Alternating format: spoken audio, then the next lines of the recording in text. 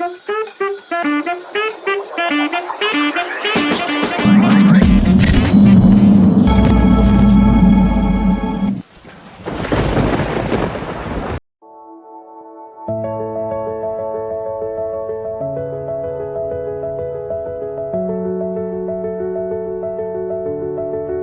Question क्या है, which one of the following is the pre construction measure for silting control in the reservoir. अच्छा, आपको sizes के बारे में मैंने आपको पहले भी क्लियर किया था कि जब हम बात करते हैं किसकी, ग्रेवल की बात करते हैं, ठीक है, या फिर हम किसकी करते हैं, सैंड की करते हैं, या फिर हम किसकी करते हैं, सेल्ट की करते हैं, या फिर हम क्ले की करते हैं। तो इन सब की साइज जो है वो आपको पता होनी चाहिए। पहली बात क्यों, क्योंकि ये सॉइल में भी काम आते हैं और कई बार क्वेश्चन में भी इससे पूछा जाता है। क्लियर हो गया। तो ग्रेवल जो है बेसिकली वो किस साइज का रहता है, जो भी हमारा 4.75 mm से बड़ा रहता है साइज ऑफ द पत्थर जो है बेसिकली वो हम आपको बता रहा है। यहाँ पे मैं क्या बोलना चाह रहा हूँ, जो भी हमारी साइज क्लासिफिकेशन है ना, किसके कौन सा स्टैंडर्ड है हमारा, IS कोड हमारा कौन सा है 1498 के हिसाब से। अगर मैं इसकी आपको क्लासिफिकेशन बताऊं तो सैंड की क्या होती है बेसिकली, जो हमारी 0.075 mm से लेकर हमारी 4.75 mm तक रहती है। क्लियर हो गया। अब हमारी जो क्ले है बेसिकली, क्ले का क्या रहता है, जो कि हमारा लेस देन 0.02 mm से छोटा होगा वो बेसिकली क्ले को हम शो कराता है। क्लियर हो गया। अब इंपॉर्टेंट क्या है आपके लिए, मैंने ये क्यों बताया आपको, क्योंकि देखो हम सेल्ट की बात कर रहे हैं, यहाँ पे भी सेल्टिंग है, सेल्टिंग कंट्रोल इन रिजर्वायर की बात हो रही है। तो सेल्ट का जो साइज है वो क्या होता है बेसिकली, जो मैंने आपको पहले बताया कि देखो 0.002 mm के बीच से लेकर कितना रहता है, ये हमारी लोअर वैल्यू है, और हायर वैल्यू कितनी रहेगी 0.0075 mm जो है वो हमारी हायर वैल्यू रहेगी। तो आपको सेल्ट का साइज के बारे में पता लग गया कि सेल्ट का साइज क्या होता है। ये क्लासिफिकेशन मैंने आपको सॉइल में भी करा रखी है और यहाँ पे मैंने आपको एक बार दोबारा से बता दिया कि देखो हमारा सेल्ट का कितना रहता है, that is from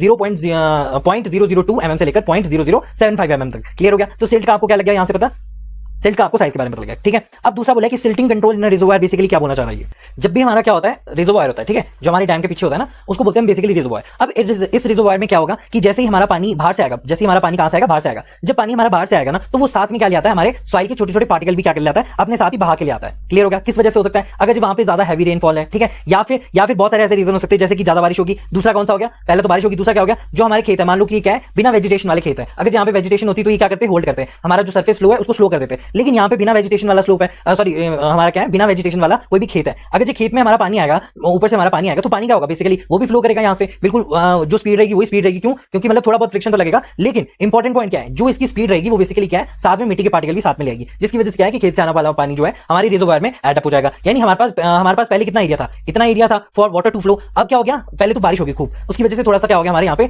silt particles आ गए, यानी सॉइल के छोटे छोटे पार्टिकल जो है वो यहाँ पे जमा हो गए। क्लियर हो गया। एक तो पहली चीज किसकी वजह से हुई, ज्यादा बारिश की वजह से। दूसरा क्या है, जो भी हमारी क्या है खेत है उसमें वेजिटेशन नहीं है, उसकी वजह से हमारे पास आ गई, तो इसकी लेयर और बढ़ गई। क्लियर हो गया। इसकी एक और लेयर बढ़ गई, है ना। और क्या रीजन हो सकता है इसका, जैसे कि अगर मैं बोलूं हमारी जो यहाँ पे स्लोप थी, अब वो स्लोप जो है काफी क्या है, डीप है, मतलब ये जो स्लोप है काफी ज्यादा स्टीप है। अब जो हमारी स्लोप है बेसिकली वो ज्यादा स्टीप है, तो यहां से आने वाले पानी का फ्लो भी क्या रहेगा, ज्यादा रहेगा। तो यहां से आने वाले पानी के साथ क्या आ जाएगा, हमारे पास थोड़ी सी हमारी मिट्टी भी आ जाएगी, जिसकी वजह से क्या है, वो भी एडअप हो जाएगा इसमें। तो आपको देखने को क्या मिल रहा है कि जब भी हमारी मिट्टी है, इस मिट्टी के जो फाइन पार्टिकल्स है वो कहां पे जाके इकट्ठे हो रहे हैं, हमारी रिजर्वायर के अंदर इकट्ठे हो रहे हैं। प्रॉब्लम क्या होगी इससे, देखो पहले पानी के लिए कितनी जगह थी, बहुत जगह थी, ठीक है, मान लो ये H जगह है, लेकिन अब पानी के लिए कितनी जगह है, हमारे पास H1 जगह है। तो जो हमारा H है बेसिकली वो ज्यादा है एज कंपेयर टू H1, लेकिन इन अ प्रेजेंट कंडीशन में आपके पास क्या हो जाएगा, हमारे पास हो जाएगी वाटर की शॉर्टेज। वाटर की शॉर्टेज जो है वो आपको देखने को मिलेगी, यानी वाटर की क्या हो जाएगी, हमारी बेसिकली शॉर्टेज हो जाएगी। क्लियर हो गया पहला पॉइंट। दूसरी प्रॉब्लम क्या हो जाएगी इसको करने की, जो हमारा रिजर्वायर, अब यहाँ पे प्रेशर किसकी वजह से लग रहा था, पानी की वजह से लग रहा था, लेकिन इस सिल्ट के आने की वजह से इस सिल्ट का भी क्या रहेगा, एक अपना एक्स्ट्रा प्रेशर रहेगा, जिसकी वजह से क्या होगा, जो हमने रिजर्वायर डिजाइन किया है, बेसिकली जब हम डिजाइन करते हैं ना, तो डिजाइन जब हम करते हैं तो सबसे पहले इस सिल्ट के प्रेशर को रिड्यूस करने के लिए हम क्या करते हैं, जो भी हमारे प्री कंस्ट्रक्शन मेजर रहते हैं उन सबके बारे में यहाँ पे पूछा हुआ है। तो समझ में आपको क्वेश्चन क्या था कि जो भी हमारे सिल्ट यहाँ पे प्रोड्यूस होंगे, जो भी सॉरी यहाँ पे आ जाएंगे, और उनको अगर मुझे रिड्यूस करना है, तो रिड्यूस करने के लिए जो हम प्री कंस्ट्रक्शन यानी कंस्ट्रक्शन से पहले हम जो काम करेंगे वो बारे में बताओ हमें। समझ में आपको जो भी है ये वाला पॉइंट आपको क्लियर हो गया होगा, मुझे ऐसा लगता है। ठीक है। तो क्या क्या बोला मैंने सेल्ट के बारे में, और जो उसकी प्रॉब्लम के बारे में बोला है वो आपको यहाँ पे समझ आ गया। ठीक है। अब यहाँ पे देखते हैं हम क्या इसकी जो भी इसके कंट्रोल मेजर्स हैं उन सबको देखते हैं। पहला क्या है हमारा, the construction of the check dams. अभी जो हमारे चेक डैम होते हैं बेसिकली, जैसे इसको मैं बता देता हूं यहाँ से पहले, चेक डैम करते क्या काम क्या है चेक डैम का, कि हमारे पानी जो है, पानी और मिट्टी को रोकने का काम कौन करता है, चेक डैम करता है। लेकिन इंपॉर्टेंट पॉइंट क्या है, मान लो हमारा क्या एक तरह का चेक डैम है, ये क्या कर रहा है, जो भी हमारा पानी है उसको रोकने का काम कर रहा है, दूसरा जो भी हमारी मिट्टी है उसको रोकने का काम कर रहा है। क्लियर हो गया। तो दो काम है इसके, कौन कौन से, पानी प्लस PAN आएगा ना, ठीक है, पानी प्लस और क्या है जो हमारी मिट्टी है उसको रोकने का काम कौन करता है, चेक डैम करता है। This is the check dam. Clear हो गया। अच्छा जी, बनते कब है, जब हमारा सॉइल इरोजन ऑलरेडी एग्जिस्ट कर रहा है ना, तो उसके बाद हमारे बनते हैं। तो ये क्या बोल रहा है, ये हमारी प्री कंस्ट्रक्शन के बाद नहीं बनते हमारे चेक डैम, मतलब पहले ही हमारी ये प्रॉब्लम ऑफ कौन सी, जो हमारी क्या है सिल्टिंग की प्रॉब्लम है, वो पहले ही डैम में एग्जिस्ट करती है। हम फिर उसके बाद क्या करते हैं, बेसिकली इसे पीछे बनाते हैं यहाँ पे, जिसके क्या है डैम जब बन चुका है और यहाँ पे सिल्टिंग की प्रॉब्लम ऑलरेडी प्रेजेंट है, फिर उसके बाद हम चेक डैम बनाते हैं। तो क्या ये राइट आंसर हो सकता है, डेफिनेटली नॉट। क्यों, क्योंकि यहाँ पे बोला प्री कंस्ट्रक्शन कंट्रोल क्या करते हैं, जब हमने डैम बना दिया उसके बाद की बात नहीं कर रहा है, तो ये क्या हो जाएगा हमारा, गलत हो जाएगा। क्लियर हो गया। चेक डैम क्या है बेसिकली। दूसरा क्या है, mechanical steering of the the क्या है बेसिकली सेडिमेंट। बेसिकली क्या बोलना चाह रहा है कि मैकेनिकल शेयरिंग। फॉर एग्जांपल यहाँ पे हमारा क्या है, डैम है, डैम में क्या है, हमारा पानी है और मिट्टी जो है वो ऑलरेडी यहाँ पे प्रेजेंट है। क्लियर हो गया। अब जो रिजर्वॉयर है, इस रिजर्वॉयर की जो बॉटम लेयर है, ये बॉटम लेयर है, इस बॉटम लेयर में बेसिकली क्या है, हमारे पास सिल्ट प्रेजेंट है, जो कि हमको दिख रहा है कि वहां पे सिल्ट प्रेजेंट है। अब क्या करते हैं, हम ऐसी मशीन्स लगाते हैं जिससे क्या होगा, इस सिल्ट को थोड़ा थोड़ा हम क्या करेंगे, हिलाएंगे। ठीक है। अब क्या होगा, जब भी हम इसको हिलाएंगे ना, तो जब हम इसको निकालेंगे, इसको मतलब बेसिकली हम हिला रहे हैं और हिलाने के बाद हम क्या कर रहे हैं, इसको बाहर निकाल रहे हैं। तो बेसिकली ये कौन सी टेक्निक है, ये है हमारी पोस्ट टेक्निक। मतलब कि जो प्री होता है पहले, पोस्ट हो गया क्या हमारा बाद में, जब हमारी सेटिंग की प्रॉब्लम ऑलरेडी एग्जिस्ट कर रही है, फिर उसके बाद हम ये काम कर रहे हैं। ठीक है। तो ये भी आंसर क्या हो जाएगा हमारा, गलत हो जाएगा। कौन सा है, अच्छा सी है, सी गलत हो जाएगा हमारा। ठीक है। तो सी क्या हो जाएगा हमारे पास, ये भी हमारा क्या हो जाएगा, गलत हो जाएगा। ठीक है। तीसरा क्या है हमारा, removal of the post flood water. Basically क्या कर रहे हैं, जो भी हमारा फ्लड आता है, ठीक है, मान लो यहाँ पे राइज हो गया बिकॉज ऑफ द फ्लड। अब इस फ्लड के आने के बाद क्या होगा, जो भी हमारा एक्स्ट्रा पानी होगा ना, वो सेडिमेंट्स को क्या करता है, रिमूव करता है। जो भी हमारा सेडिमेंट्स है ना, इन सबको रिमूव करता है। तो ये भी जो है बाद ही किया जाता है, कब, जब हमारा रिजर्वॉयर पहले बन चुका है और सेडिमेंट उसमें ऑलरेडी प्रेजेंट है। फिर उसके बाद जो है हम क्या करते हैं, पोस्ट फ्लड वाटर रिमूवल से, और रिमूवल की हेल्प से हम क्या करते हैं, बेसिकली जो भी सेडिमेंट्स है उनको बाहर निकालते हैं। तो ये कौन सा मेथड हो गया, जो कि ऑलरेडी हमने कंस्ट्रक्शन कर दी है, फिर उसके बाद है। तो ये तीन तो आपको ऐसे लग जाने थे पता कि जब आपको ये पता होता कि ये कब यूज होते हैं। तो सारे क्या है, हमारी पोस्ट टेक्निक्स है। These are the post construction techniques already है। ठीक है। लास्ट वन क्या है, जो हमारा इरोजन कंट्रोल है एंड द सॉइल कंजर्वेशन है, बेसिकली यही हमारा राइट आंसर है। ऐसा क्यों बोलना चाह रहा हूं मैं, देखो जब भी हम बात करते हैं किसकी, हमारी क्या बात करते हैं, हमारी इरोजन कंट्रोल की बात करते हैं। तो इससे ये क्या है, मतलब जो भी हमारी मिट्टी है ना, इस मिट्टी के भरने से पहले, ये जो अभी भर दी है, लेकिन उससे भी पहले हम क्या करते हैं, बेसिकली इसको रोकने की कुछ ऐसे मेथड्स होते हैं जो कि हम क्या बोलते हैं, these are known as pre construction measure. तो ये हमारा क्या हो जाएगा, राइट आंसर हो जाएगा। यानी हम सबसे पहले क्या कर रहे हैं, पहले ही कंस्ट्रक्शन से पहले ही हम अगर कुछ काम कर रहे हैं तो उसी को हम बेसिकली क्या बोलेंगे, प्री कंस्ट्रक्शन बोलेंगे। तो पहली चीज इसकी क्लियर होगी। अब इसके मेथड्स कौन कौन से होते हैं, जैसे कि हम पहले बात करें किसकी, एफोरेस्टेशन मतलब जब आप ट्रीज को लगाते हो ना, अब ये ट्रीज आपने लगाए तो लगाए क्यों, है ना। अब ट्रीज की क्या है, रूट्स हैं। ठीक है। बेसिकली वो क्या रहा है, हमारा पानी आ रहा है, पानी के साथ मिट्टी भी है, वो बह के कहां जा रही है, हमारे रिजर्वॉयर में कलेक्ट हो जा रही है। लेकिन ये रूट जो है ना, मिट्टी को एक्चुअली में क्या करते हैं, बाइंड करके रखते हैं, उनको पकड़ के रखते हैं, जिसकी वजह से क्या है, हमारा जो भी हमारा सॉइल इरोजन हो रहा होगा, अब वो इरोजन जो है वो ड्रास्टिकली क्या कर जाएगा, कम कर जाएगा। ऐसे ही आप बहुत सारे पेड़ लगा दो, यानी एफोरेस्टेशन कर दो। हम जब ट्रीज लगाएंगे तो क्या होगा, मिट्टी को होल्ड करके रखेंगे। ऐसी कहीं और पे भी लगा दो, है ना, कहीं ऐसी स्लांट सी हाइट है तो वहां पे भी आप इसको लगा दो, तो मिट्टी को ऑलरेडी क्या कर देंगे, वो होल्ड करके रख देंगे, जो हमारा हेल्प क्या करेगा, सबसे पहली बात मिट्टी को कंट्रोल, ये सॉइल इरोजन को कंट्रोल करने में हेल्प करेगा। तो एफोरेस्टेशन का एक मेथड है, क्या है वो मेथड, कि सॉइल इरोजन को कंट्रोल करने के लिए जो मेथड है वो हमने क्या बोल दिया, एफोरेस्टेशन। क्लियर हो गया। सेकंड ऑफ ऑल क्या है, सेकंड ऑफ ऑल है हमारा क्या, टी रेसिंग। टी रेसिंग क्या होगा, बेसिकली जब हम क्या करते हैं ना, कोई भी हमारा हिली एरिया होता है। अब ये हिली एरिया है, यहाँ पे बेसिकली हम क्या करते हैं, जो हमारे खेत है, अभी मैंने क्या बोला था, जो हमारे खेत है वो मान लो ऐसे करके खेत है और इसमें कोई भी वेजिटेशन नहीं है। अब इसमें वेजिटेशन नहीं है तो यहाँ पे जो हमारा फ्लो होगा वो बेसिकली क्या होगा, हाई स्पीड में होगा, जिसकी वजह से सॉइल इरोजन जो है बेसिकली बढ़ जाएगा। लेकिन इसने बोला है कि जब भी हम हिल्स में कोई भी हमारे जो खेत होते हैं उनको स्टेप वाइज बनाते हैं, उससे क्या होगा, जो हमारी फ्लो की स्पीड है वो क्या हो जाएगी, कम हो जाएगी। पानी यहाँ पे आएगा, फिर यहाँ से यहाँ को आएगा, फिर यहाँ से यहाँ को आएगा, यहाँ से यहाँ को आएगा, यहाँ से यहाँ को आएगा। तो ओवरऑल हम क्या कर रहे हैं, जो हमारा पानी है उसको धीरे धीरे बहने दे रहे हैं, जिसकी वजह से क्या है, वो सॉइल को साथ में लेके नहीं जा रहा है। और हमारा कहाँ पे क्या कंट्रोल हो रहा है, यहाँ पे सॉइल का इरोजन जो है वो बेसिकली कंट्रोल हो रहा है। समझ में आपको कौन सा होता है टी रेसिंग। अच्छा, नेक्स्ट फॉल क्या है हमारा, that is the contour bunding. Clear हो गया। थर्ड फॉल क्या है, दैट इज द कंटूर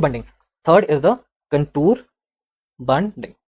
अभी कंटूर बंडिंग क्या होता है, बेसिकली क्या करते हैं ना, जो हमारी स्लोप वाली जमीन होती है, अभी स्लोप वाली जमीन पे जो कंटूर लाइन है वहीं के अलॉन्ग क्या करते हैं, हम मिट्टी के बांध बना देते हैं। ठीक है। अभी मिट्टी के बांध बना देंगे तो क्या होगा, जो हमारा पानी का फ्लो है उसी को हम क्या कर देंगे, स्लो कर देंगे। तो इसको बोलते हैं कंटूर बंडिंग। ठीक है। कंटूर लाइन के अलॉन्ग जो भी हमारी कंटूर होगी उसी के अलॉन्ग हम क्या कर देंगे, मिट्टी के कुछ ऐसे टेले बना देंगे, जिसकी वजह से वाटर का फ्लो है वो क्या हो जाएगा, यहाँ पे आएगा, फिर यहाँ पे स्टोर होगा, फिर उसके बाद यहाँ से आएगा, फिर यहाँ पे स्टोर होगा, फिर यहाँ से आएगा, फिर दोबारा से यहाँ पे स्टोर होगा, फिर दोबारा से पानी हमारे यहाँ पे आएगा और फिर दोबारा से स्टोर होगा। जिसकी वजह से क्या हो रहा है, बेसिकली आप छोटे छोटे डैम बना रहे हो और डैम से जो हमारा पानी ओवरफ्लो करके जाएगा, जिसकी वजह से क्या होगा, जो पानी का फ्लो है वो बेसिकली क्या हो जाएगा, ड्रास्टिकली रिड्यूस हो जाएगा। तो इसको बोलते हैं कंटूर बंडिंग। क्लियर हो गया। दूसरा क्या है, चौथा क्या है, कि वेजिटेशन उगा दो। सिंपल सी बात है, आप छोटे छोटे पौधे लगा दो। छोटे छोटे पौधे लगाने से क्या होगा, हमारी कोई भी जमीन है इसमें छोटे छोटे पौधे लगा दिए। ठीक है। यहाँ पे क्या लगा दिए, छोटे छोटे पौधे लगा दिए, आपने ग्रास उगा दी। तो जो भी हमारा फ्लो हो रहा था उस फ्लो में पहले कोई भी हिंड्रेंस नहीं आ रही थी, बट इन सब की वजह से फ्रिक्शन लॉसेज जो है वहां पे ज्यादा होंगे, जिसकी वजह से क्या है, हमारी फ्लो की स्पीड कम होगी, फ्लो की स्पीड जो है वो कम होगी, और जिसकी वजह से क्या होगा, सॉइल इरोजन में ड्रास्टिकली रिड्यूस हो जाएंगे। तो ये जो 3-4 पॉइंट है वो मेथड किसके हैं, कंट्रोलिंग द हमारा इरोजन, सॉइल इरोजन को कंट्रोल करने के बाद हमें ये सब जो है फायदे मिलते हैं। समझ में आपको मैंने जो पॉइंट्स बताए, रिजर्वॉयर में किस तरह से सिल्टिंग की प्रॉब्लम आती है, कौन कौन से मैंने इसके पॉइंट बताया, इसका साइज क्या रहता है, तो ये जो है आपको हेल्प करेगा। क्या, एक तो सॉइल में भी हेल्प करेगा, दूसरा हमारा इस क्वेश्चन में भी, इरिगेशन में भी हमारे को ये हेल्प करेगा। समझ में आया। तो इसका राइट आंसर क्या हो जाएगा, इरिगेशन को कंट्रोल करना और सॉइल कंजर्वेशन। मेरे को पता है आपने इसको बिल्कुल सही आंसर दिया होगा, और मेरे को पता है कि आपने इसको बिल्कुल ही राइट आंसर दिया होगा, क्योंकि ना टफ तो है भी नहीं। फ्यूचर में क्या पूछ सकता है आपसे, जैसे कि आप बात करो किसकी, हमारी सिल्टिंग रिजर्वॉयर की। फ्यूचर में क्या क्या क्वेश्चन हमसे पूछ सकता है वो, फ्यूचर में कौन कौन से क्वेश्चन हमसे पूछ सकता है। सबसे पहले तो कौन सा ही होगा हमारा, that is the silt control measurement. अभी तो हमारे से सिर्फ और सिर्फ प्री ही पूछा है, लेकिन साथ में क्या पूछ सकता है, वो प्री के साथ साथ पूछ सकता है हमारे पोस्ट कंस्ट्रक्शन के लिए। सेकंड ऑफ ऑल, जैसे मैंने बताया चेक डैम का बनाते हैं, पोस्ट वाटर फ्लड इस्तेमाल करते हैं, मैकेनिकल शेयरिंग का इस्तेमाल करते हैं, तो जिसकी वजह से क्या होगा, हमारी सेडिमेंट जो है वो उड़ने लग जाएंगे और उनको बाहर निकालने में आसानी हो जाएगी। क्लियर हो गया इतना। दूसरा क्या है, हमारी रिजर्वॉयर की life, the life of the reservoir. तो ये सब जो इंपॉर्टेंट पॉइंट है ना, ये आपको पढ़ने अच्छे से। क्लियर हो गया। थर्ड ऑफ ऑल क्या पूछ सकता है, हमारा जो वाटर शेड ट्रीटमेंट होता है, वाटर शेड जो हमारे ट्रीटमेंट मेथड होते हैं, ट्रीटमेंट, जो भी हमारे मेथड्स होते हैं वो सब जो है आपको पढ़ने पड़ेंगे। चौथा क्या है हमारा, कैचमेंट एरिया। कैचमेंट एरिया की जो हमारी ट्रीटमेंट रहती है वो सब आपको पढ़ने पड़ेंगे, ठीक है, जिसको बोलते हैं कैट। क्लियर हो गया? तो ये सब जो है इंपॉर्टेंट पॉइंट है और आपको इन सबको पढ़ना चाहिए। फिफ्थ वन भी बोल सकते हैं कौन सा, सीबीआर मेथड। तो सीबीआर मेथड थर्ड टाइम आ चुका है, तो आपको ये वाले पॉइंट्स भी अच्छे से क्लियर होने चाहिए, राइट। अब आपको देखो दूसरा क्वेश्चन क्या है उसको पढ़ो। Which one of the following is a simple and straightforward analytical procedure for computing the reservoir key capacity and is used as an excellent alternative to the mass curve method of determining the reservoir capacity? Clear हो गया क्या बोलना चाह रहा है हमारा question? Basically ये बोल रहा है कि कौन सा ऐसा मेथड है जो कि स्ट्रेट फॉरवर्ड है और एक एनालिटिकल प्रोसीजर को फॉलो करता है, और किसके लिए, for the computing the reservoir की कैपेसिटी के लिए। क्लियर हो गया? रिजर्वायर की कैपेसिटी इज इंपॉर्टेंट। दूसरा एक तरह का एक्सीलेंट अल्टरनेटिव है to the mass curve method, वो हमें क्या बताएगा, रिजर्वायर की कैपेसिटी को डिटरमाइन करने में हेल्प करेगा। तो ऐसा कौन सा मेथड है कि वो क्या करेगा? तो बेसिकली आपको क्या पता होना चाहिए सबसे पहले, मास कर्व मेथड। मास कर्व मेथड पता होना चाहिए आपको, ठीक है। तो पहले मैं इसका ड्रॉ करता हूं यहाँ पे मास कर्व मेथड, ठीक है। फिर तो यहाँ पे मैंने बना दिया मास कर्व मेथड, ठीक है। सबसे पहली चीज जो आपको जाननी है कि यहाँ पे बहुत सारी चीजें, पहले की क्या, क्यूमुलेटिव इनफ्लो, क्यूमुलेटिव डिमांड और साथ में क्यूमुलेटिव वॉल्यूम के बारे में बताया हुआ है। क्लियर हो गया? अच्छा, जो मास कर्व मेथड है बेसिकली हमें क्या दे रहा है ना, ये हमें क्या दे रहा है, minimum storage requirement. Minimum storage requirement. तो आपको एक चीज समझ में आ गई कि मास कर्व मेथड से हमें क्या मिलता है, that is minimum storage required. दूसरा क्या है हमारा, क्यूमुलेटिव इनफ्लो। क्यूमुलेटिव इनफ्लो का मतलब कि रिवर से हमारे डैम तक पहुंचने वाला जो भी पानी है, ठीक है, जो भी इनफ्लो मींस से जो भी पानी हमारे लिए आ रहा है। क्लियर हो गया? डिमांड क्या हो गया, जो भी पानी यहां से जा रहा है। बस सिंपल सी भाषा में बताऊंगा, क्यूमुलेटिव मींस से मान लो पहले वीक में 10 आया हमारे पास, दूसरे वीक में हमारे पास कितना आया, 20 आया। तो क्यूमुलेटिव क्या हो जाएगा इसका, पहले में 10 आ गया, दूसरे में क्या आ गया, 30 आ गया। तो इसी को हम बोलते हैं क्यूमुलेटिव इनफ्लो, यानी जितना भी हमारा पिछला, एक तो पहला वाला, दूसरा जो उसके बाद वाला है, उसे एड अप करके हम क्यूमुलेटिव इनफ्लो दिखाएंगे। क्लियर हो गया? क्यूमुलेटिव डिमांड क्या हो गया, जितना पानी हमारा गया। अब क्यूमुलेटिव डिमांड भी सेम इसी तरह से वर्क करता है। तो ये दोनों चीज जो है आपको समझ में आ गई होगी। अब आपको दिख रही है यहाँ पे 2-3 लाइंस, जैसे कि आपको क्यूमुलेटिव इनफ्लो की लाइन दिख रही है, जो कि क्या है, एक तरह की कर्व, एस कर्व जैसा बना रहा है, ठीक है। मतलब अभी के लिए ये ऐसा बना रहा है, लॉन्ग एस कर्व की तरह ये शेप ले रहा है। आप इस तरह से देख सकते हैं, ये एस जैसा लग रहा है। दूसरा क्या है हमारा क्यूमुलेटिव डिमांड। हमने क्या किया यहाँ पे कि हमने क्यूमुलेटिव डिमांड को फिक्स कर दिया है। मान लो कि हमने बोला कि देखो एक फिक्स नंबर से ही क्या है हमारा क्यूमुलेटिव डिमांड जो है बढ़ रहा है, जैसे कि 10 है, फिर अगला भी 10 है, फिर अगला भी 10 है, और क्यूमुलेटिव डिमांड क्या हो जाएगा, 10 हो जाएगा, 20 हो जाएगा, 30 हो जाएगा। तो इस तरह से हमने बोला कि क्यूमुलेटिव डिमांड को हम फिक्स कर देते हैं। अब जो हमारा क्यूमुलेटिव इनफ्लो है, हाँ, तो मैं कह रहा था कि ये एस कर्व आपको देखने को मिल रहा है, जहां पे डिमांड क्या कर दिया आपने, फिक्स कर दिया। अब क्या होता है कि कई बार जो हमारा आने वाला, फॉर एग्जांपल क्यूमुलेटिव इनफ्लो की बात करूं, या फिर मैं किसकी बात करूं, क्यों इनफ्लो की मैं आगे बात करूं। मान लो कि एक टंकी है और उसमें जो इनफ्लो है बेसिकली वो क्या है, ज्यादा है एज कंपेयर टू जितनी हमारी डिमांड है। तो हम क्या बोलेंगे कि आपके घरों में कभी पानी की कमी रहेगी कि नहीं, ये बताओ। नहीं रहेगी। उस केस में क्यों नहीं रहेगी, क्योंकि जब भी हमारा पानी आ रहा है और पानी जो है वो रेगुलर फॉर्म में आ रहा है और जो हमारी डिमांड है वो ऑब्वियसली कम है, तो हमारे पास जो पानी रहेगा वो जनरली क्या रहेगा, ज्यादा रहेगा। ठीक है। दूसरा केस क्या है कि जब आपकी डिमांड हाई है और इनफ्लो कम है, तो उस केस में आपके पास पानी की शॉर्टेज रहेगी। यस, डेफिनेटली आपके पास पानी की शॉर्टेज रहेगी। तो यहां पे आपको क्या देखने को मिल रहा है कि क्यूमुलेटिव इनफ्लो यानी ये पर्पल लाइन, और क्यूमुलेटिव डिमांड यानी ये येलो लाइन। येलो लाइन से जब भी वो नीचे होगा तो हम क्या बोलेंगे कि क्यूमुलेटिव डिमांड जो ज्यादा है as compare to cumulative inflow. तो इस केस में जो शॉर्टेज है यानी यहां पे आपको पानी की शॉर्टेज देखने को मिलेगी। ठीक है, इतनी सी बात क्लियर होगी। दूसरा क्या है कि जब हमारा क्यूमुलेटिव इनफ्लो ज्यादा है तो क्यूमुलेटिव डिमांड क्या है, बेसिकली कम है, और इन दोनों के बीच में हमें क्या मिलेगी, कोई भी शॉर्टेज नहीं मिलेगी। यानी हम क्या है, हमारे को कितना टंकी में कितनी हमारे को टंकी जो है, for example this is the टंकी, और यहां पे आपको क्या देखने को मिल रहा है कि जब भी आपकी डिमांड जो है वो कांस्टेंट रहेगी और इनफ्लो जो है वो क्या वेरी कर रहा है, और इनफ्लो अगर जो वेरी कर रहा है आपका, आप यहां पे ये पता कर सकते हो कि आपकी मैक्सिमम स्टोरेज कैपेसिटी कितनी होनी चाहिए। क्लियर हो गया? पर हम इससे ये चीज नहीं निकालते, हम इससे क्या निकालते, minimum shortage, minimum storage required कैसे निकालते हैं। जो भी वर्टिकल गैप होगा ना, मैक्सिमम वर्टिकल गैप, लेकिन सिर्फ एक ही केस में, जब हमारी डिमांड जो है वो हाई रहेगी इन द केस ऑफ इनफ्लो, तो उस केस में हमें क्या मिलेगा, शॉर्टेज मिलेगा। और वो जो शॉर्टेज है उसको अगर जो फुलफिल करना है तो हमें एक मिनिमम रिक्वायरमेंट, स्टोरेज की मिनिमम रिक्वायरमेंट जो है वो जरूरी है। फॉर एग्जांपल ये हमारी टंकी है और हमें इस वर्टिकल गैप से, मान लो मैक्सिमम वर्टिकल गैप है, और हमने इससे ये पता लगा दिया कि आप अगर जो 10 लीटर पानी जो है इसमें, 10 तो नहीं होगा, मतलब 100 लीटर पानी अगर जो इसमें, मतलब उससे भी बहुत ज्यादा होगा, तो मान लो एग्जांपल के लिए अगर जो 100 लीटर पानी जो है उतना पानी अगर, मतलब ये क्या एक तरह की शॉर्टेज है, तो हम क्या बोल सकते हैं कि 100 लीटर जो है मिनिमम पानी जो है वो टंकी में रहना ही चाहिए। क्यों? क्योंकि जब भी हमारे घर में डिमांड ज्यादा होगी और इनफ्लो कम होगा, उस केस में पानी की शॉर्टेज हो सकती है। यानी किसी भी ड्रॉट्स की कंडीशन में हमें फील्ड को इरिगेट करना है, हमें और भी चीजों के लिए इस्तेमाल करना है पानी, तो उन सबको अगर फुलफिल करना है तो एक मिनिमम स्टोरेज रिक्वायर्ड जो है हमें जरूरी है। समझ में आई सारे पॉइंट्स जो भी मैंने आपको बताए। तो मिनिमम स्टोरेज रिक्वायरमेंट क्यों जरूरी है, क्योंकि हमें जो है ड्रॉट के समय में बहुत सारे ऐसे काम होते हैं जो कि करने होते हैं, जिसके लिए हमें क्या चाहिए कि इतने पानी से नीचे अगर पानी जाएगा तो हमें शॉर्टेज मिलेगी, वरना अदरवाइज हम इतने पानी तक, तो इसे पानी जो है वो ऑलरेडी होना ही चाहिए हमारी किसी भी टंकी या फिर किसी भी रिजर्वायर की मैं बात करूं। ठीक है, रिजर्वायर में पानी की बात करूं, ये एग्जांपल के लिए मैंने आपको टंकी बोला है।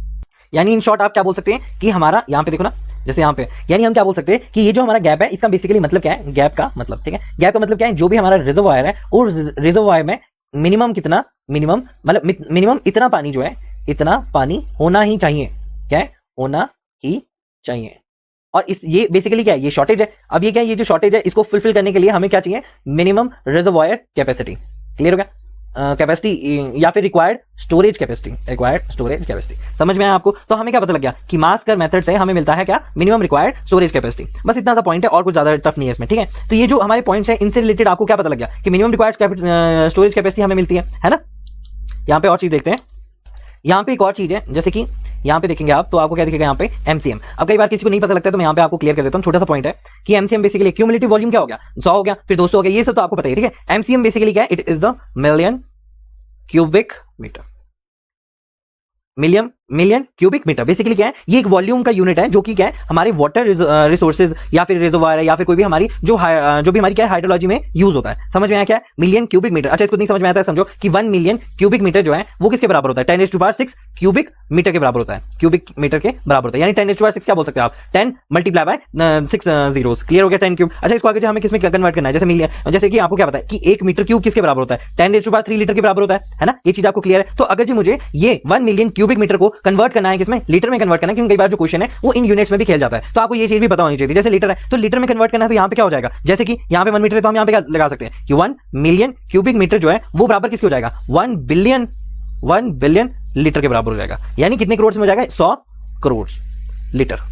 तो अगर जो मुझे क्या बताना है, जैसे फॉर एग्जांपल मैं मान लूं यहाँ पे कोई हमारे पास एक एग्जांपल समझते हैं ताकि आपको थोड़ा सा क्लियर हो जाए कि एमसीएम जो है बेसिकली इसका एग्जांपल मान लो कि 50 एमसीएम है, ठीक है 50 एमसीएम है और आपको बोला इसको लीटर में कन्वर्ट करना है, तो आप क्या बोलोगे कि लीटर में कन्वर्ट करना है तो 50 तो हो गया, 50 मल्टीप्लाई बाय कितना हो गया हमारा 10⁻⁶, यानी इसको क्या बोल सकता हूं मैं, मिलियन, है ना, और साथ में क्या है क्यूबिक मीटर, है ना, ये तो गलत नहीं है, लेकिन साथ में हम क्या बोल सकते हैं कि जब 10⁻⁶ है और मुझे इसको अगर लीटर में कन्वर्ट करना है तो मैं यहाँ पे क्या लिख सकता हूं कि 500 करोड़ लीटर जो है वो बेसिकली क्या है इसकी यूनिट कन्वर्जन है। तो आपको इतना सी चीज तो पता ही है, 10⁻⁶ को मिलियन बोलते हैं, बाकी क्यूबिक मीटर। अब कई बार आपको इस फॉर्म में वैसे कम ही दिया जाएगा, लेकिन आपको एमसीएम में अगर दिया जाए तो लीटर में आंसर होता है बेसिकली, उसको आप क्या कर सकते हो, कन्वर्ट कर सकते हो। तो बस इतना बड़ा नहीं आएगा आपको वैसे, पर छोटा सा पॉइंट है, पर ये इंपॉर्टेंट पॉइंट है, क्लियर हो गया। अब यही चीज क्या है हमारे क्वेश्चन में पूछी गई है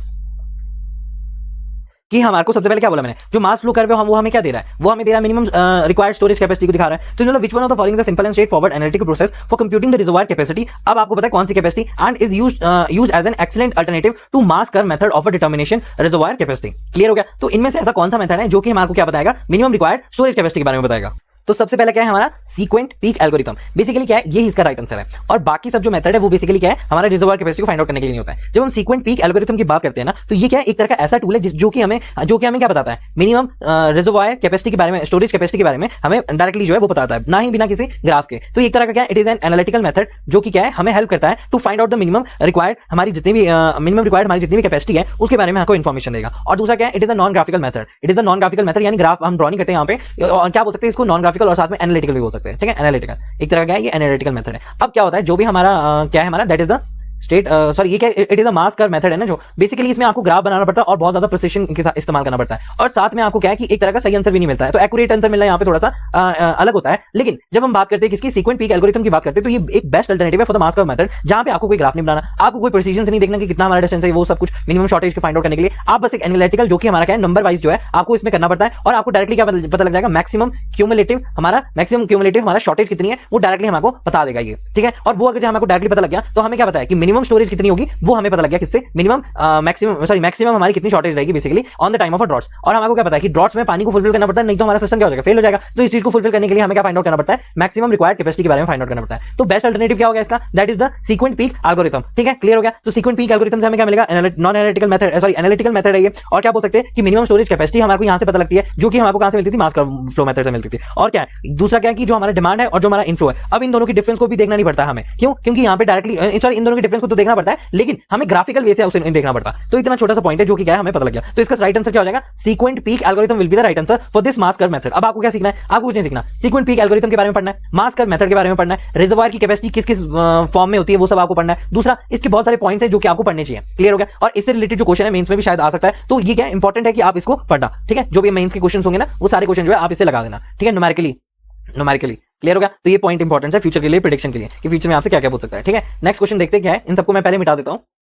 क्या बुरा ये क्वेश्चन कि हम सबसे पहले क्या बोलेंगे कि विच one of the flowing river is a silting river. अब मैंने सिल्टिंग के बारे में आपको बता दिया था, ठीक है। सिल्टिंग मींस टू से, अगर आप बताओ सिल्टिंग का क्या मतलब है, जो भी हमारे सेडिमेंट्स है वो कहां पे जमा हो जाते हैं, जमा हो मतलब जमा हो रहे होंगे कहीं पे भी, बेसिकली उसको क्या बोलते हैं, हम सिल्टिंग बोलते हैं।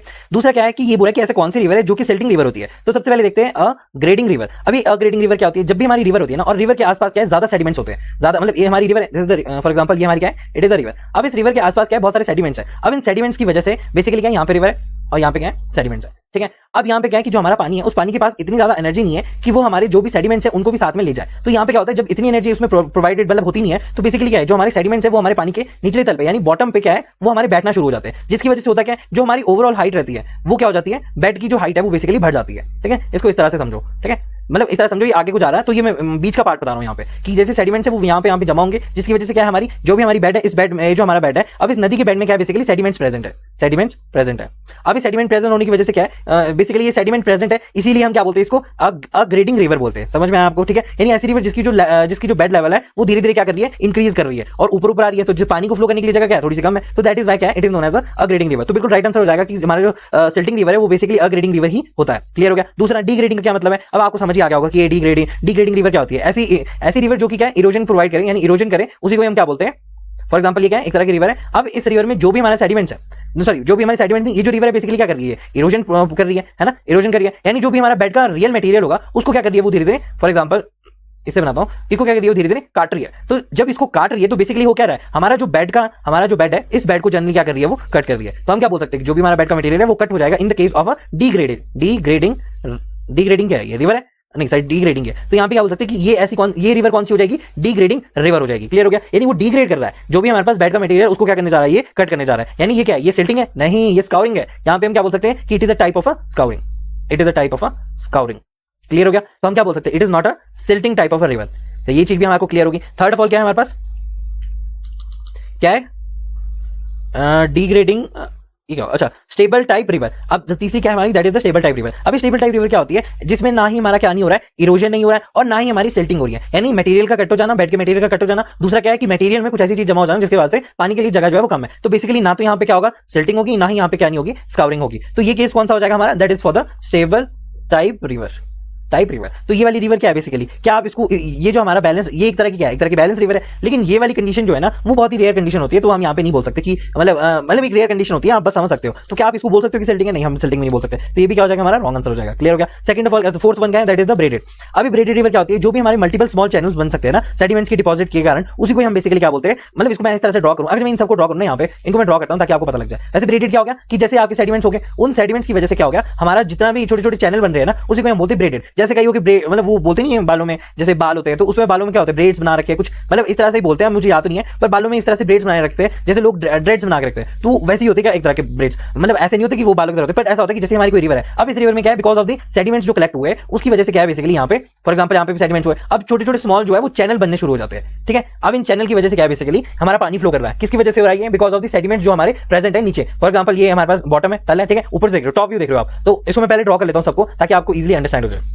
तो यहाँ पे मैंने ड्रॉ कर दिया, जहां पे सबसे पहला कौन सा है आपके पास, कि यहाँ पे हमारा पानी फ्लो कर रहा है ना। पहले पानी के पास इतनी जगह थी, उसके बाद पानी के पास कितनी है, थोड़ी सी कम जगह है। तो ये सबसे पहला कौन सा हो गया, जो सबसे फर्स्ट ऑप्शन है। क्लियर हो गया। यहाँ पे मैं क्या लिख सकता हूँ, it is a grading type of a river, a grading type of a river, this is a grading type of a river. Clear हो गया। सेकंड ऑफ ऑल में क्या है, जो हमारी वेलोसिटी ऑफ द यानी स्पीड ऑफ द हमारी जो वाटर है वो क्या है, काफी ज्यादा है, जिसकी वजह से क्या हो रही है, हमारा जो बॉटम है यहाँ से क्या हो रही है, स्काउर होने शुरू हो रही है। तो हम इस वाले को क्या बोल सकते हैं, it is known as a degrading type of a river. Clear हो गया। थर्ड ऑफ ऑल क्या है कि एक तरह का स्टेबल चीज देखने को मिल रही है, जहां पे ना सेल्टिंग हो रही है ना स्काउरिंग हो रही है। सो यू कैन से कि ये कौन सा है, it is a stable type river.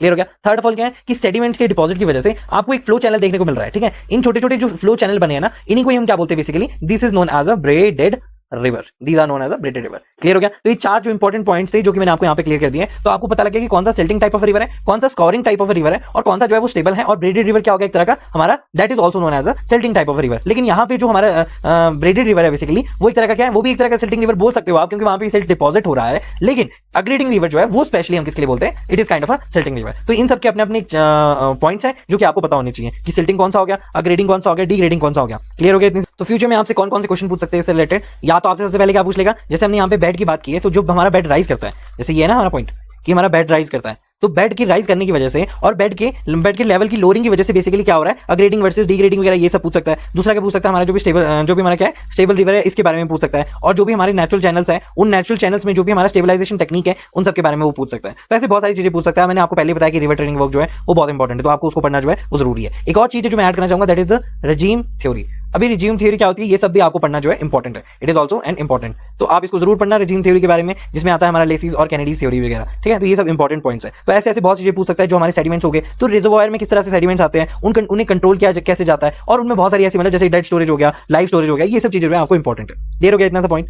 Next question क्या है, क्या बोल रहा है ये, जैसे कि रिवर जो है हमारी basically river in a alluvial soil plains which flow in a zigzag fashion are called as, basically हम ये चीज मैंने आपको पहले बताई कि meandering जो इसका राइट आंसर है। क्यों ये राइट आंसर, जो भी हमारी रिवर है वो zigzag यानी एस शेप की फॉर्म पाथ फ्लो करती है, कि कहाँ होती है कि यहाँ पे लिखा है देखो एलुवियल फ्लड प्लेन्स में बेसिकली होती है, मतलब ऐसे कि जहाँ पे हमारी जो सॉइल है वो बेसिकली क्या है सॉफ्ट है, तो उन्हीं को हम बोलते हैं एलुवियल फ्लड प्लेन्स। तो वहीं पे ये चीज होगी, क्यों होती है बेसिकली होता क्या है कि जो हमारा लेटरल इरोजन होता है वो ज्यादा होता है as compare to vertical erosion, जिसकी वजह से क्या है कि एक zigzag शेप जो है एस शेप जो है बनने आपका शुरू हो जाती है। किसमें होती है, एलुवियल हमारी फ्लड प्लेन्स में होती है बेसिकली। तो ये सब चीजें जो है मैंने आपको पहले बताई है। दूसरा क्या है, इसमें मैंने डिग्रेडिंग के बारे में बताया, डी ग्रेडिंग के बारे में, ए ग्रेडिंग के बारे में। डेल्टिक क्या है बेसिकली, जो डेल्टिक रिवर है बेसिकली वो क्या एक तरह की ऐसी रिवर होती है जो कि क्या है हमारे को या तो किसी सी में मिलेगी या तो किसी लेक में हमारे को मिलेगी। अब बेसिकली क्या ये डेल्टा की तरह फॉर्म करती है, और भी बहुत सारे इसके इंपॉर्टेंट पॉइंट है, लेकिन आपको पता है कि इसका क्वेश्चन का आंसर क्या है बेसिकली मेंडरिंग है। क्लियर हो गया इतनी सी बात। या फिर ऐसे बोल सकते हैं कि जो भी हमारा फैन शेप रीजन होता है ना उसमें डिपॉजिट होता है, और वो विद इन द मंथ मतलब मंथ्स के हिसाब से होता है। तो आप क्या बोल सकते हैं कि यहीं पे डेल्टिक दूसरी होती कहां पे, ये एट अ माउथ पे ही होती है।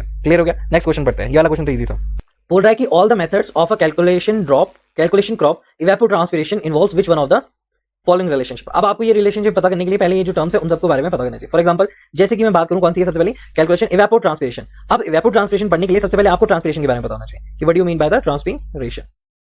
अब जब आप भागते हो तो आपका क्या निकलता है, पसीना निकलता है। अब वो पसीना क्या है बेसिकली एक तरह का ट्रांसपीरेशन है। अब ये ट्रांसपीरेशन बेसिकली क्या है, जो भी हमारी लीव्स होगी ना, यानी जो भी हमारी पत्तियां होंगी, उन पत्तियों के जो भी स्टोमेटा होता है, क्या होता है स्टोमेटा। अब स्टोमेटा से क्या है, पानी जो है इवेपोरेट करता है। क्या करता है, पानी जो है इवेपोरेट करता है। कहां से करता है, उसके स्टोमेटा से। अब जो भी है हमारा पानी है, पानी का जो इवेपोरेशन है बेसिकली उसी को हम क्या बोलते हैं, ट्रांसपिरेशन बोलते हैं। अभी कहां हो रहा है, ये प्लांट के अंदर हो रहा है। दिस इज द लीफ के अंदर क्या हो रहा है, ये चीज हो रही है, यानी पानी जो है हमारे किसी स्टोमेटा से बाहर निकल के इवेपोरेट हो रहा है। तो हम इसको क्या बोलेंगे बेसिकली कि ये हमारा क्या है, ट्रांसपिरेशन है। इसी तरह से क्या होता है, हमारा इवेपोरेशन होता है। इवेपोरेशन मींस से जो भी पानी हमारा जमीन से इवेपोरेट हुआ है, फॉर एग्जांपल ये क्या है, जमीन है। जमीन क्या मतलब, मान लो ये जमीन है और दूसरी जगह क्या है, हमारी कोई लेक है। अब लेक से जो भी हमारा पानी क्या होगा, इवेपोरेट होगा, मतलब पानी से लेकर पानी जो है एटमॉस्फेयर में जाएगा, या फिर जमीन से पानी जो है हमारा कहां जाएगा, हमारा एटमॉस्फेयर में जाएगा। बेसिकली उसको क्या बोलते हैं, हम इवेपोरेशन बोलते हैं। ठीक है, तो ये क्या है, सिर्फ और सिर्फ जमीन से होता है। तो इन दोनों का जो मैं कॉम्बिनेशन बोलूं, फॉर एग्जांपल यहां पे क्या है, कॉम्बिनेशन है। ठीक है, तो इवेपोट्रांसपिरेशन क्या हो गया, ये वाली टर्म है, दोनों एक साथ यूज हो रही है। तो इवेपोट्रांसपिरेशन का क्या मतलब है,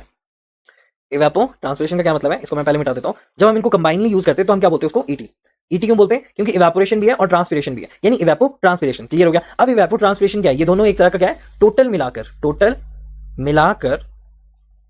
टोटल मिलाकर क्या है बेसिकली, हम बोल सकते हैं इवेपोरेशन प्लस ट्रांसपिरेशन को टोटल मिलाकर क्या बोलते हैं, ट्रांसपीरेशन बोलते हैं। समझ में आया। ठीक है, क्या बता रहा है हमारे को कि ये या तो हमारी कोई फील्ड होगी या फिर कोई हमारा प्लांट का सिस्टम होगा, फील्ड, और या तो हमारा क्या कोई भी प्लांट का सिस्टम होगा। अब ये जो हमारी फील्ड है या फिर कोई प्लांट का सिस्टम है ना, अब इससे टोटल कितना पानी जो है हमारा एटमॉस्फेयर में गया है, उसी को हम क्या बोलते हैं, इवेपोट्रांसपिरेशन बोलते हैं। मतलब ये कि मान लो ये हमारा क्या है, फील्ड है। अब इस फील्ड में क्या लगा, एक बढ़िया सा प्यारा सा प्लांट लगा है। ठीक है, इसको मैं हर कलर का बनाता हूं। यहाँ पे क्या लगा है हमारा, मान लो छोटी सी ग्रास लगी है यहाँ पे। अब ये छोटी सी ग्रास क्या है, यहाँ से इसके स्टोमेटा से क्या है, पानी इवेपोरेट होगा। दूसरा कहां से इवेपोरेशन होगा, हमारी जमीन के ऊपर से इवेपोरेशन होगा। ठीक है, तो टोटल पानी, इन दोनों को प्लस करके क्या बोलना चाह रहा हूं मैं, जितना भी टोटल पानी हमारे क्या है एटमॉस्फेयर में गया है, उसी को हम क्या बोलेंगे, फ्रॉम द प्लांट और जमीन, उसी को हम क्या बोलेंगे बेसिकली, इवेपोट्रांसपिरेशन बोलेंगे। समझ में आया। ठीक है, तो ये क्या डिसाइड करेगा हमको, ये डिसाइड करेगा कितना पानी जो है, कितना पानी हमें देना पड़ेगा, कितना पानी वी विल नीड टू, कितना पानी देना पड़ेगा ना, देना होगा किसी भी स्पेसिफिक क्रॉप के लिए। फॉर एग्जांपल किसी भी क्रॉप की बात करें तो उसके लिए कितना पानी आपको प्रोवाइड करना पड़ेगा, वो कौन डिसाइड करेगा, कैसे पता लगेगा आपको, उसका इवेपोट्रांसपिरेशन पता लग जाए तो हम वो निकाल सकते हैं। ठीक है, दूसरा यहाँ पे बहुत सारी चीजें जैसे ईटीसी है, ईटीओ है, तो ये सब मैं आपको बताता हूँ क्या है बेसिकली। जब हम ईटीसी या फिर ईटीओ की बात करते हैं ना, तो ईटीओ क्या है, एक तरह का रेफरेंस है। ठीक है, एक तरह क्या है, इट इज अ रेफरेंस। जब मैं बात करता हूँ किसकी, ई, इसको मैं हरे से लिखता हूँ, इससे लिखता हूँ, ईटी क्या है, ईटीओ। जब हम ईटीओ की बात करते हैं तो ये क्या है, एक तरह का reference, it is a reference. Zero क्या बता रहा है हमारे को कि इट इज अ रेफरेंस, और ईटी क्या बता रहा है हमारे को, that is the evapotranspiration. Evapotranspiration से किसको दिखा रहे हैं हम, ईटीओ को दिखा रहे हैं। अब ये क्या है बेसिकली, ये हमें बता रहा है ना, कोई भी हमारी एक स्टैंडर्ड क्रॉप है, कोई भी हमारी क्या है एक स्टैंडर्ड क्रॉप है, ठीक है। स्टैंडर्ड क्रॉप जैसे मान लो कि कोई भी हमारी ग्रास है, छोटी सी ग्रास है जो, उसके बारे में बात करें तो जो भी हमारी एक स्टैंडर्ड क्रॉप होगी, फॉर एग्जांपल जो हमारी ग्लास है अभी कितना पानी लूज करती है अंडर द आइडियल कंडीशन, जैसे कि मान लो कि हमारा इसमें हमने पानी भी अच्छे से दिया है, ठीक है, और जो हमारा मतलब पानी अच्छे से दिया है, हम क्या बोल सकते हैं, it is well watered crop, well water crop, और दूसरा क्या ये हेल्दी भी है। तो एक तरह का ईटीओ क्या हो गया हमारा, जो सब बोलते हैं दैट इज द बेस, ठीक है। इस बेस से ही फॉर एग्जांपल जैसे हम बात करते हैं तो ये क्या है, एक तरह का बेस है। तो इस बेस के बाद ही हम क्या करते हैं, कोई भी हमारी कैलकुलेशन करते हैं तो हमारा स्टैंडर्ड क्या हो जाएगा, किसी न किसी एक चीज को स्टैंडर्ड बनाना पड़ेगा। तो हमारा स्टैंडर्ड क्या हो जाएगा, ईटीओ। किसके लिए हो रही है बात, किसी भी क्रॉप की बात हो रही है। तो जो भी हमारी स्टैंडर्ड क्रॉप रहेगी, अगर वो स्टैंडर्ड क्रॉप वेल वाटर्ड है और साथ में मतलब जितनी भी हमारी आइडियल कंडीशन है, अगर वो सारी आइडियल कंडीशन फुलफिल्ड हो रही है, तो एक तरह का वो एक स्टैंडर्ड क्रॉप है। समझ में आया इतना छोटा सा पॉइंट। दूसरा इसको रहने देता हूं, नीचे बनाते हैं, ठीक है। दूसरा क्या है हमारा ईटी, क्या है यहाँ पे हमारा क्या है, दैट इज द ईटीसी। अब ये ईटीसी क्या हो गया, ईटीसी, ईटीसी। अभी ईटीसी क्या हो गया, बेसिकली ईटीसी हो गया हमारा जो भी एक्चुअल है, ठीक है। ईटीसी क्या हो गया हमारा, दैट इज इक्वल्स टू जो भी हमारा एक्चुअल में इवेपो ट्रांसपिरेशन हुआ है किसी भी स्पेसिफिक क्रॉप के लिए, ठीक है। अभी हमने एक स्टैंडर्ड क्रॉप की बात की थी, अब कोई भी हमारी स्पेसिफिक क्रॉप के लिए, फॉर एग्जांपल आपने वीट के लिए बात की है, तो वीट क्या होगी उस टाइम पे, एक स्पेसिफिक क्रॉप होगी जिसके बारे में आप बात कर रहे हो, यानी उस स्पेसिफिक क्रॉप में कितना पानी जो है एटमॉस्फेयर में गया है वो कौन बताएगा हमें, ईटीसी बताएगा। तो ये चीज जो है बेसिकली क्या शो कर रही है हमारे को कि evapotranspiration from the specific crop, ठीक है। सेकंड ऑफ ऑल यहाँ पे एक और चीज है जो कि आपको देखने को मिली है, दैट इज द केसी, है कि नहीं।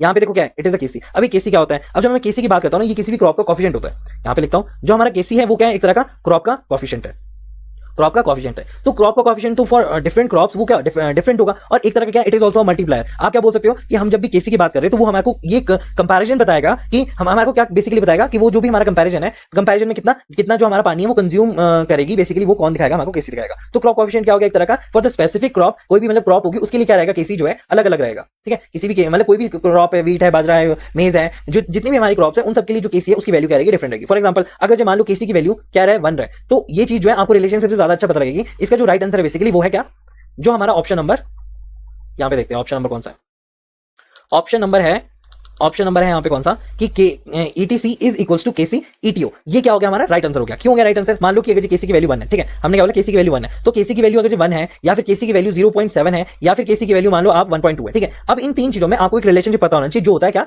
ET is equals to ETC। जो भी हमारा एक्चुअल इवापोट्रांसपिरेशन है किसी भी स्पेसिफिक क्रॉप के लिए वो बराबर होगा उसके कॉफिशिएंट क्रॉप की कॉफिशिएंट के मल्टीप्लाई बाय ETO, यानी जो भी हमारा रेफरेंस पॉइंट है। अब क्या बोलना चाह रहा है कि केसी की वैल्यू अगर 1 हुई तो इस केस में ETC जो है वो किसके बराबर हो जाएगा, ETO के बराबर हो जाएगा। यानी हम क्या बोल सकते हैं कि क्रॉप जो है कोई भी हमारी स्टैंडर्ड कोई भी हमारी स्पेसिफिक क्रॉप जो है वो जो हमारी स्पेसिफिक क्रॉप है उसको भी सेम ही पानी लगेगा एज कंपेयर टू जो हमारी रेफरेंस क्रॉप को लग रहा है। तो हम क्या बोल सकते हैं कि इवापोट्रांसपिरेशन फ्रॉम द स्पेसिफिक क्रॉप जो है, जो भी एक्चुअल ट्रांसपिरेशन है वो किसके बराबर होगा, जो किसी स्टैंडर्ड क्रॉप के होगा। क्लियर हो गया। तो केसी की वैल्यू 1 होगी, किसी भी पर्टिकुलर क्रॉप के लिए होगी, तो वो बात की जा रही है। तो केसी की वैल्यू का मतलब पता लग गया। और अब बताओ कि केसी की वैल्यू 0.7 रहेगी तो हम क्या बोल सकते हैं कि केसी की वैल्यू 0.7 रहेगी, यानी इवापोट्रांसपिरेशन जो है बेसिकली क्या होगा, केसी की वैल्यू क्या है, इसका मतलब है कि यहाँ पे है 0.7 मल्टीप्लाई बाय ETO। यानी हम क्या बोल सकते हैं कि इवापोट्रांसपिरेशन जो है वो 70% होगा, किसमें 70% होगा किसी भी स्पेसिफिक क्रॉप के लिए एज कंपेयर टू स्टैंडर्ड। यानी जो क्रॉप है, क्रॉप नीड्स लेस वाटर।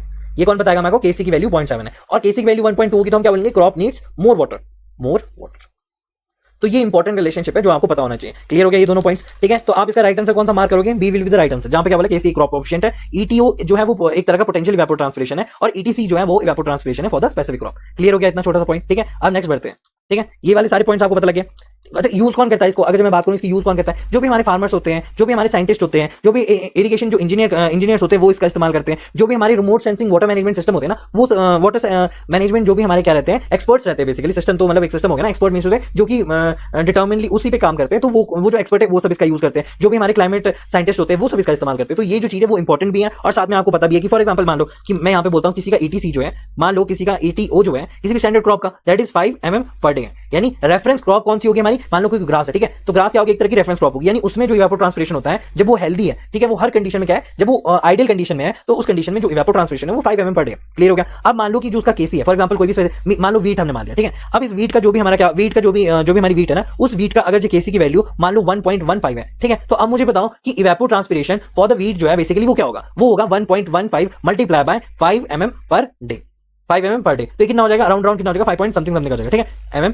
एक मिनट इसको कर लेते कैलकुलेट ना, 1.15 इंटू 5 इतने आएगा 5.75, हाँ यही है 5.75 mm जो है बेसिकली वो क्या बोल रहा है कि वीट को हर दिन आपको अप्रोक्सीमेटली 5.75 जो है पानी 5.75 mm पानी जो है वो नीडेड है, उसको वो जरूरी है। तो ये चीज कौन बता रही है हमारे को, ईटीसी बता रही है। क्लियर हो गया इतनी सी पॉइंट से हमारे को, ठीक है। तो हम क्या बोल सकते हैं कि देखो पानी, देखो फिर इससे क्या लगा पता कि जब हमारी वैल्यू जो है 1 के ऊपर है ऑलरेडी, तो हमारे को जो इवेपोट्रांसपिरेशन है वो किसी भी स्पेसिफिक क्रॉप के लिए ज्यादा होगा, तो केसी पे डिपेंड करती है। अब ये भी पूछ सकता है कि इवेपोट्रांसपिरेशन किस पे डिपेंड करता है, क्या वो स्टैंडर्ड पे भी करता है, क्या वो केसी पे भी करता है। तो ये सब इंपॉर्टेंट पॉइंट जो वो आपको पता होने चाहिए, ठीक है। क्लियर हो गया इतना सा पॉइंट, ये मैंने एग्जांपल से भी आपको समझा दिया और चीजों से भी मैंने आपको समझा दिया। तो जितने भी हमारे क्या है इन सब की इवेपोट्रांसपिरेशन वगैरह ये आपको पढ़ने होंगे, ठीक है। फ्यूचर में इससे रिलेटेड भी क्वेश्चन आपसे वो पूछ सकता है, ठीक है। नेक्स्ट बढ़ते हैं, नेक्स्ट क्वेश्चन की तरफ बढ़ते हैं।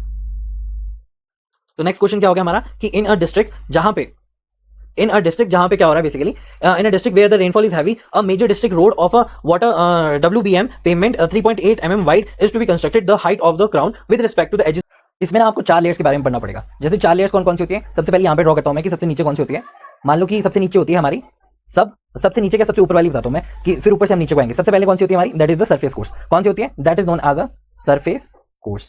सरफेस कोर्स सबसे टॉप पे कौन सी होती है, सरफेस कोर्स। फिर उसके बाद कौन सी आती है आपकी, that is the base course, that is known as a base course. Clear हो गया। फिर उसके बाद क्या आती है, बेस के बाद आती है सब बेस कोर्स, सब बेस कोर्स। क्लियर हो गया। ये कौन सी होगी हमारी, सब बेस कोर्स होगी। फिर उसके ऊपर कौन सी आती है हमारी, सब बेस कोर्स होगी। अब कौन सी बची हमारी, सब ग्रेड बच गई। तो सबसे नीचे कौन सी आएगी हमारी, that is the sub grade course. Clear हो गया। तो सबसे नीचे क्या आ गई हमारी, सॉइल आ गई। क्लियर हो गया। फिर यहां पे क्या है बेसिकली, जो भी हमारा लोड ऊपर से आ रहा है वही सारा का सारा जो फाइनल में ट्रांसफर होगा, फाइनल में जो हमारा स्ट्रेस जो है वो इसको देगा, ये इसको देगा, ये इसको देगा। तो यहीं पे क्या है हमारी बेसिकली फाइनल में जो ट्रांसमिशन होता है, ट्रांसमिशन किसका, ऑफ लोड का, ऑफ लोड या फिर स्ट्रेस जो भी बोलो, ठीक है, ऑफ द स्ट्रेस। तो ये वाली हमारे क्या होगा पॉइंट कि यहाँ पे जो आती है हमारी that is the final stress. Clear हो गया। फिर उसके बाद कौन सा लिखा है मैंने, that is the sub base course. अभी जो सब बेस कोर्स होती है बेसिकली सब ग्रेड के ऊपर होती है, यानी इसके ऊपर है, इस तरह से चल रही है, ठीक है। हमारे को सबसे टॉप पे कौन सी दिखती है, वो है सब सरफेस कोर्स। फिर उसके बाद बेस कोर्स और सब बेस कोर्स और सब ग्रेड कोर्स। क्लियर हो गया। अब ऐसी बहुत सारी टाइप होती है जो हम सरफेस कोर्स पे लगाते हैं, सॉरी सरफेस कोर्स और जो बेस कोर्स है उन दोनों में लगाते हैं। क्लियर हो गया। कई बार क्या होता है, कई जैसे वाटर बाउंड मैकाडैम है। अब वाटर बाउंड मैकाडैम में अगर जब हम ऊपर बिटुमिन नहीं लगा रहे, यानी सिर्फ और सिर्फ हमारा क्या है वाटर बाउंड मैकाडैम है, तो उसमें कौन सी, उसमें वो कौन लगती है, वो लगती है हमारी बेस कोर्स में लगती है। क्लियर हो गया। ये कहां पे लगेगी हमारी, बेस कोर्स में लगेगी। तो ये जो हमारी लेयर्स है ये कौन सी, 1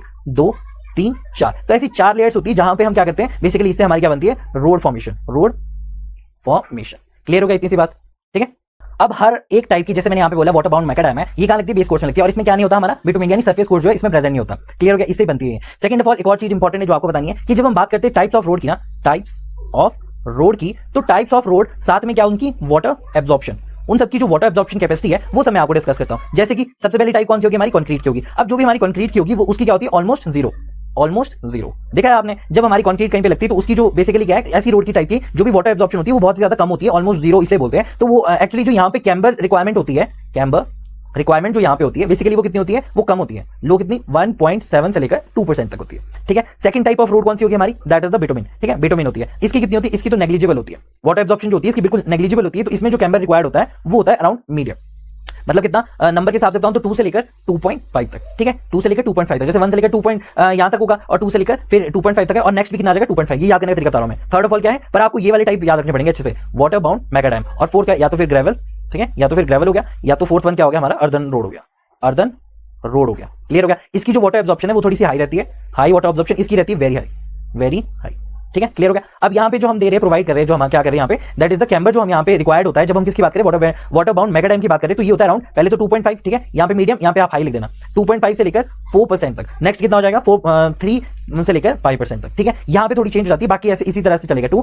फिर ये 2.5 और 4 तक, यानी 1.7 से लेकर, आप याद रखने के लिए क्या कर सकते हैं, 1.7 से लेकर 4% तक। और यहाँ पे आप क्या याद रख सकते हो, CBW से आप याद रख सकते हो, ठीक है, कि ये इसी फॉर्म में आएगा तब आपको याद रह जाएगा। क्लियर हो गया। तो इन सबकी क्या है, ये वाटर एब्जॉर्प्शन है ना। अब यहाँ पे आपने देखा ना, जैसे कि यहाँ पे मैंने आपको बताया कि इन सबकी क्या है, वाटर एब्जॉर्प्शन कैपेसिटी है। क्लियर हो गया। अब आपको ये समझना पड़ेगा, जैसे मैं इसकी वाटर एब्जॉर्प्शन कैपेसिटी की बात कर रहा हूँ, यहाँ पे जो कैम्बर रिक्वायर्ड है वो कैसे कैसे बढ़ रहा है, आप देख रहे हो। यहाँ पे जो कैम्बर रिक्वायर्ड है वो यहाँ पे कम है, यहाँ पे थोड़ा ज्यादा है, और यहाँ पे क्या है, बहुत ही ज्यादा है। क्लियर हो गया। 3 से लेकर 5 के बीच में। तो ऐसा क्यों, ये सब जानना भी इंपॉर्टेंट है। जैसे कि मैं कंक्रीट की बात करूँ तो इसमें जो है हमारी क्या है, स्मूथ सर्फेस है। अब जो स्मूथ सर्फेस है बेसिकली उस पर जो वाटर है वो इमीडिएटली क्या हो जाता है, रन ऑफ हो जाता है। तो इसलिए इसको कैम्बर की रिक्वायर्ड इतनी ज्यादा जरूरत नहीं होती। मतलब ये बोलना चाह रहा है कि कैम्बर जो है हमारा कहाँ होता है, फॉर एग्जाम्पल ये हमारा कैम्बर होता है, ठीक है। आपने देखा होगा कि रोड के बीच में आपको क्या होता है, एक तरह से एलिवेटेड पार्ट देखता है। क्यों, क्योंकि जब भी हमारा पानी आएगा तो जैसे हमारा यहाँ से पानी आया तो पानी क्या है, यहाँ से रन ऑफ होकर कहाँ चला जाएगा, हमारी ड्रेनेज सिस्टम में चला जाएगा। ठीक है, तो ये इसका बेसिकली मकसद होता है कि जब भी आप कैमर प्रोवाइड करते हो तो रोड पे पानी ना टिके और वो बिल्कुल साइड में चला जाए। तो बस ये इंपॉर्टेंट है, कैमर इसलिए रिक्वायर्ड होता है। अब जब मैं कंक्रीट की बात कर रहा हूँ तो कंक्रीट में क्या है, बेसिकली ये स्मूथ सर्फेस है, तो यहाँ पे पानी जो है वो ऑटोमेटिकली काफी ज्यादा तेज चला जाता है, रन ऑफ हो जाता है। दैट इज वाई इसमें जो हमारा कैमर रिक्वायर्ड है वो थोड़ा सा क्या है, लो है। क्लियर हो गया। जब हम बात करते हैं किसकी, बिटुमिन की बात करते हैं, तो ये थोड़ा सा फ्लेक्सिबल होता है। जो हमारा बिटुमिन होता है वो आपने देखा होगा थोड़ा सा फ्लेक्सिबल होता है और इसमें क्रैश डेवलप हो जाते हैं। तो इस वजह से क्या है, जो हमारे को फास्ट, हमारे को जो ये वाटर है इसको हमने फास्ट रिमूवल करना है, इसलिए थोड़ी सी क्या है, कैमर जो हमने थोड़ा सा इंक्रीज कर दिया। यानी अभी इतना था, ठीक है, मान लो ये इतना था, अब थोड़ा सा हमने ज्यादा कर दिया। अब मैं इसको बहुत ज्यादा ऐसे एनलार्ज करके दिखा रहा हूं, बेसिकली आपको बहुत ज्यादा नहीं देखने को मिलेगा ये कैमर। क्लियर हो गया। मीडियम कितना हो गया हमारे पास। अच्छा, ये क्यों होता है मीडियम, जब हमारी वाटर एब्जॉर्प्शन हाई है तब हम क्यों यहाँ पे दे रहे हैं, क्या होता है ना, जो भी सर्फेस पे है ना वाटर बेसिकली क्या कर जाता है, रुक जाता है। अब जब हम भी वाटर बाउंड मेकाडाइम की बात कर रहा हूं, तो जब इन सर्फेस, इनकी जो सर्फेस होती है ना, इसमें जो पानी है वो रुक जाता है। तो जब पानी रुक जाता है तो बेसिकली क्या होता है, यहाँ पे पानी जो है वो बेसिकली क्या हो रहा है, सोक होने लग रहा है। और जब सोक हो रहा है तो बेसिकली जो इनका टाइम होता है वो थोड़ा सा क्या रहता है, कम रहता है। यानी सोकिंग टाइम जो होता है वो इनका थोड़ा सा कम रहता है, जिसकी वजह से क्या होगा, अगर यहाँ पे पानी डिले हो गया, मतलब पानी जो है वो एब्जॉर्ब नहीं हुआ, डिले हो गया, तो हमारी वाटर जो है वो एक डैमेज प्रोड्यूस करेगा हमारी रोड पे। तो हम क्या चाहते हैं कि जितना भी हमारा पानी है वो एब्जॉर्ब करने में अगर जो टाइम लगा रहा है तो हम चाहते हैं कि हम उसको ऐसा कैमर प्रोवाइड कर दें कि जल्दी से रन ऑफ हो जाए। तो इसका जो कैमर होता है वो जनरली क्या रहता है, 2.5 से लेकर 4.5 रहता है। क्लियर हो गया। अब अर्दन जो रोड होती है वहां पे भी पानी टिकता है, लेकिन अब जो अर्दन रोड है इसमें भी टाइम लगता है पानी को एब्जॉर्ब करने के लिए, जिसकी वजह से वहां पे ज्यादा कीचड़ जैसा लग जाता है। तो हम चाहते हैं कि वहां से पानी जो है वो भी ड्रेन ऑफ करके चला जाए, तो इसलिए कैमर की प्रोवाइड हम थोड़ा ज्यादा देते हैं इन दोनों में। क्लियर हो गया। ये दोनों में हम क्यों देते हैं, तो ये हो गया हमारे टाइप्स ऑफ रोड और यहाँ पे क्यों देते हैं। ठीक है, कैमर के बारे में बताया। अब क्वेश्चन को देखते हैं कि क्वेश्चन क्या बोल रहा है हमारे को। बस ये छोटे से पॉइंट जो मैंने आप बताने थे। कहां गया क्वेश्चन, ये है क्वेश्चन। यहाँ पे बेसिकली क्या बोला है, इसको मैं मिटा देता हूँ पहले।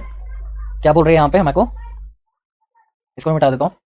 और यहाँ पे क्या बोल रहे हैं यहाँ पे कि if the in a district road, basically क्या बोलना चाह रहे हैं कि एक ना हमारे पास मेजर डिस्ट्रिक्ट रोड है जिसको हम किसी रिप्रेजेंट करते हैं, मेजर डिस्ट्रिक्ट रोड है जिसको हम बोलते हैं एमडीआर से रिप्रेजेंट करते हैं। ये बोले कि हमें ना एमडीआर बनाना है जिसमें की जो हमारी क्या है, वाटर बाउंड मेगाडैम की जो पेमेंट है बेसिकली वो बेसिकली कितनी विड्थ है उसकी, that is the width is W, that is equals to 38 metre दे रखी है हमको, गिवन है क्वेश्चन में। ठीक है, और क्या बोला है, is to be constructed the height of the crown with respect to the edges is equals to, मैंने क्राउन का बारे में बता दिया ना, जो कैमर होता है उसी को बेसिकली हम क्राउन बोलते हैं, बीच का जो पार्ट है वो एलिवेट करते हैं, यानी डब्ल्यू की वैल्यू कितनी 3.8 मीटर है। तो जब हम कैमर का फॉर्मुला लगाते हैं तो कैमर का फॉर्मुला क्या होता है, इन सबको मैं पहले मिटा देता हूं। ठीक है, जब कैमर का हम फॉर्मुला लगाते हैं बेसिकली,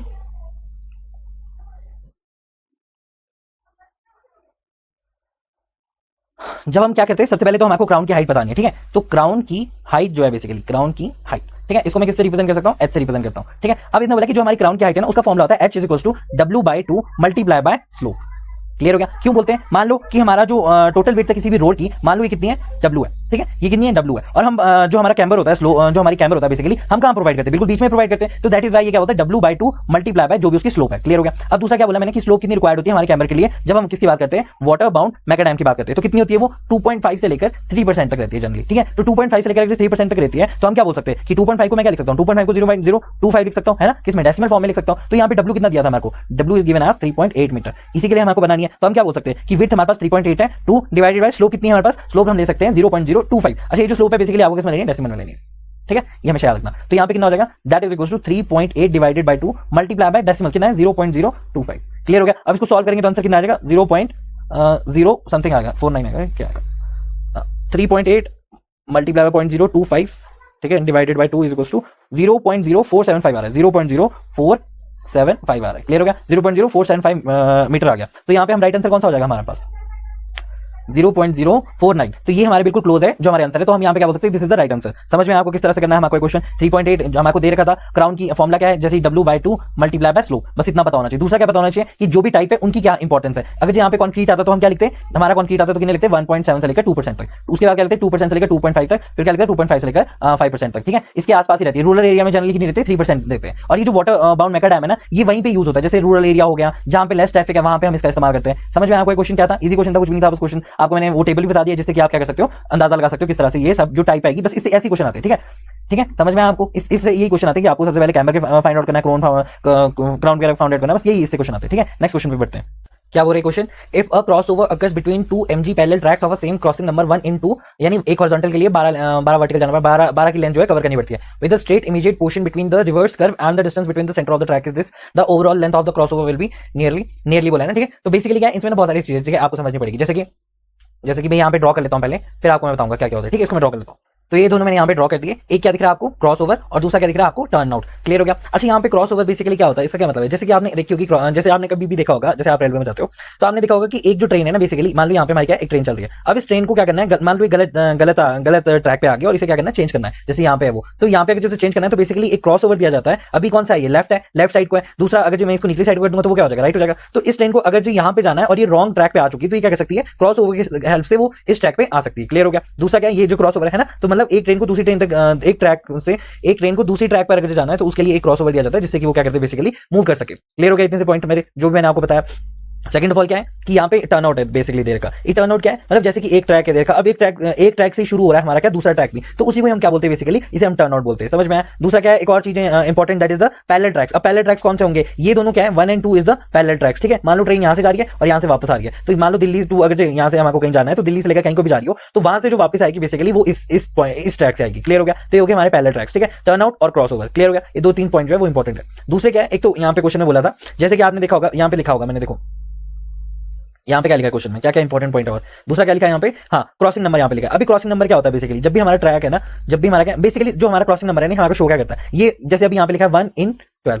1 in 12 का क्या मतलब है, इसका ये मतलब है कि 1 यूनिट अगर जो मुझे हॉरिजॉन्टल जाना है, 1 यूनिट अगर जो मुझे हॉरिजॉन्टल जाना है, हॉरिजॉन्टल जाना नहीं, हॉरिजॉन्टल अगर जो शिफ्ट करना है, किसके लिए बोले, ट्रेन की बात करें तो 1 यूनिट अगर जो हॉरिजॉन्टल से शिफ्ट करना है ना, तो उसे 12 यूनिट का लेंथ चाहिए होती है। 12 यूनिट की क्या चाहिए होती है, लेंथ चाहिए होती है। यानी अगर जब बोलूं क्रॉसिंग नंबर की तो इसमें आपको सिर्फ एक ही चीज याद रखनी है कि जितना ज्यादा हमारा नंबर होगा उतना ही हमारा क्या होगा, धीरे कर्व होगा। यानी इसको मैं यहां पे लिखता हूं, क्या लिख सकता हूं कि जितना मतलब जितना ज्यादा अगर हमारा नंबर होगा, जितना ज्यादा अगर जो हमारा क्या होगा नंबर होगा, तो वैसे ही हमारा जो कर्व होगा ना वो बहुत ही धीरे धीरे होगा। यानी 1 यूनिट अगर जो मुझे हॉरिजॉन्टल मूव करना है तो उसके लिए मुझे लेंथ कितनी चाहिए होगी, मुझे लेंथ चाहिए होगी कितनी, 12 यूनिट चाहिए होगी। अब ये बोला कि 12 यूनिट से अगर आप 30 कर दो या कुछ और कर दो, फॉर एग्जाम्पल जैसे मान लो कि यहाँ पे आपने 1 in 12 भी किया है, तो 1 in 12 बेसिकली ज्यादा यूनिट होती है, तो हम क्या बोल सकते हैं कि ज्यादा नंबर होगा तो हमें जो हमारी कर्व होगी, the curve will be less या कर्व विल बी फ्लैटर।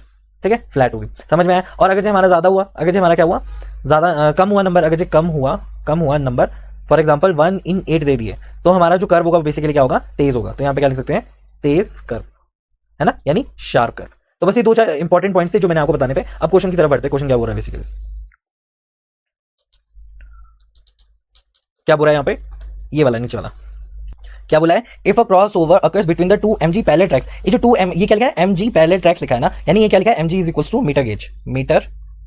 क्या लिखा है ये, मीटर गेज। मतलब इसमें क्या है, जो हमारे ट्रैक्स के बीच में जो डिस्टेंस है ना, जो भी हमारे ट्रैक्स है इनके बीच का जो भी डिस्टेंस है ना, वो होता है 1 मीटर।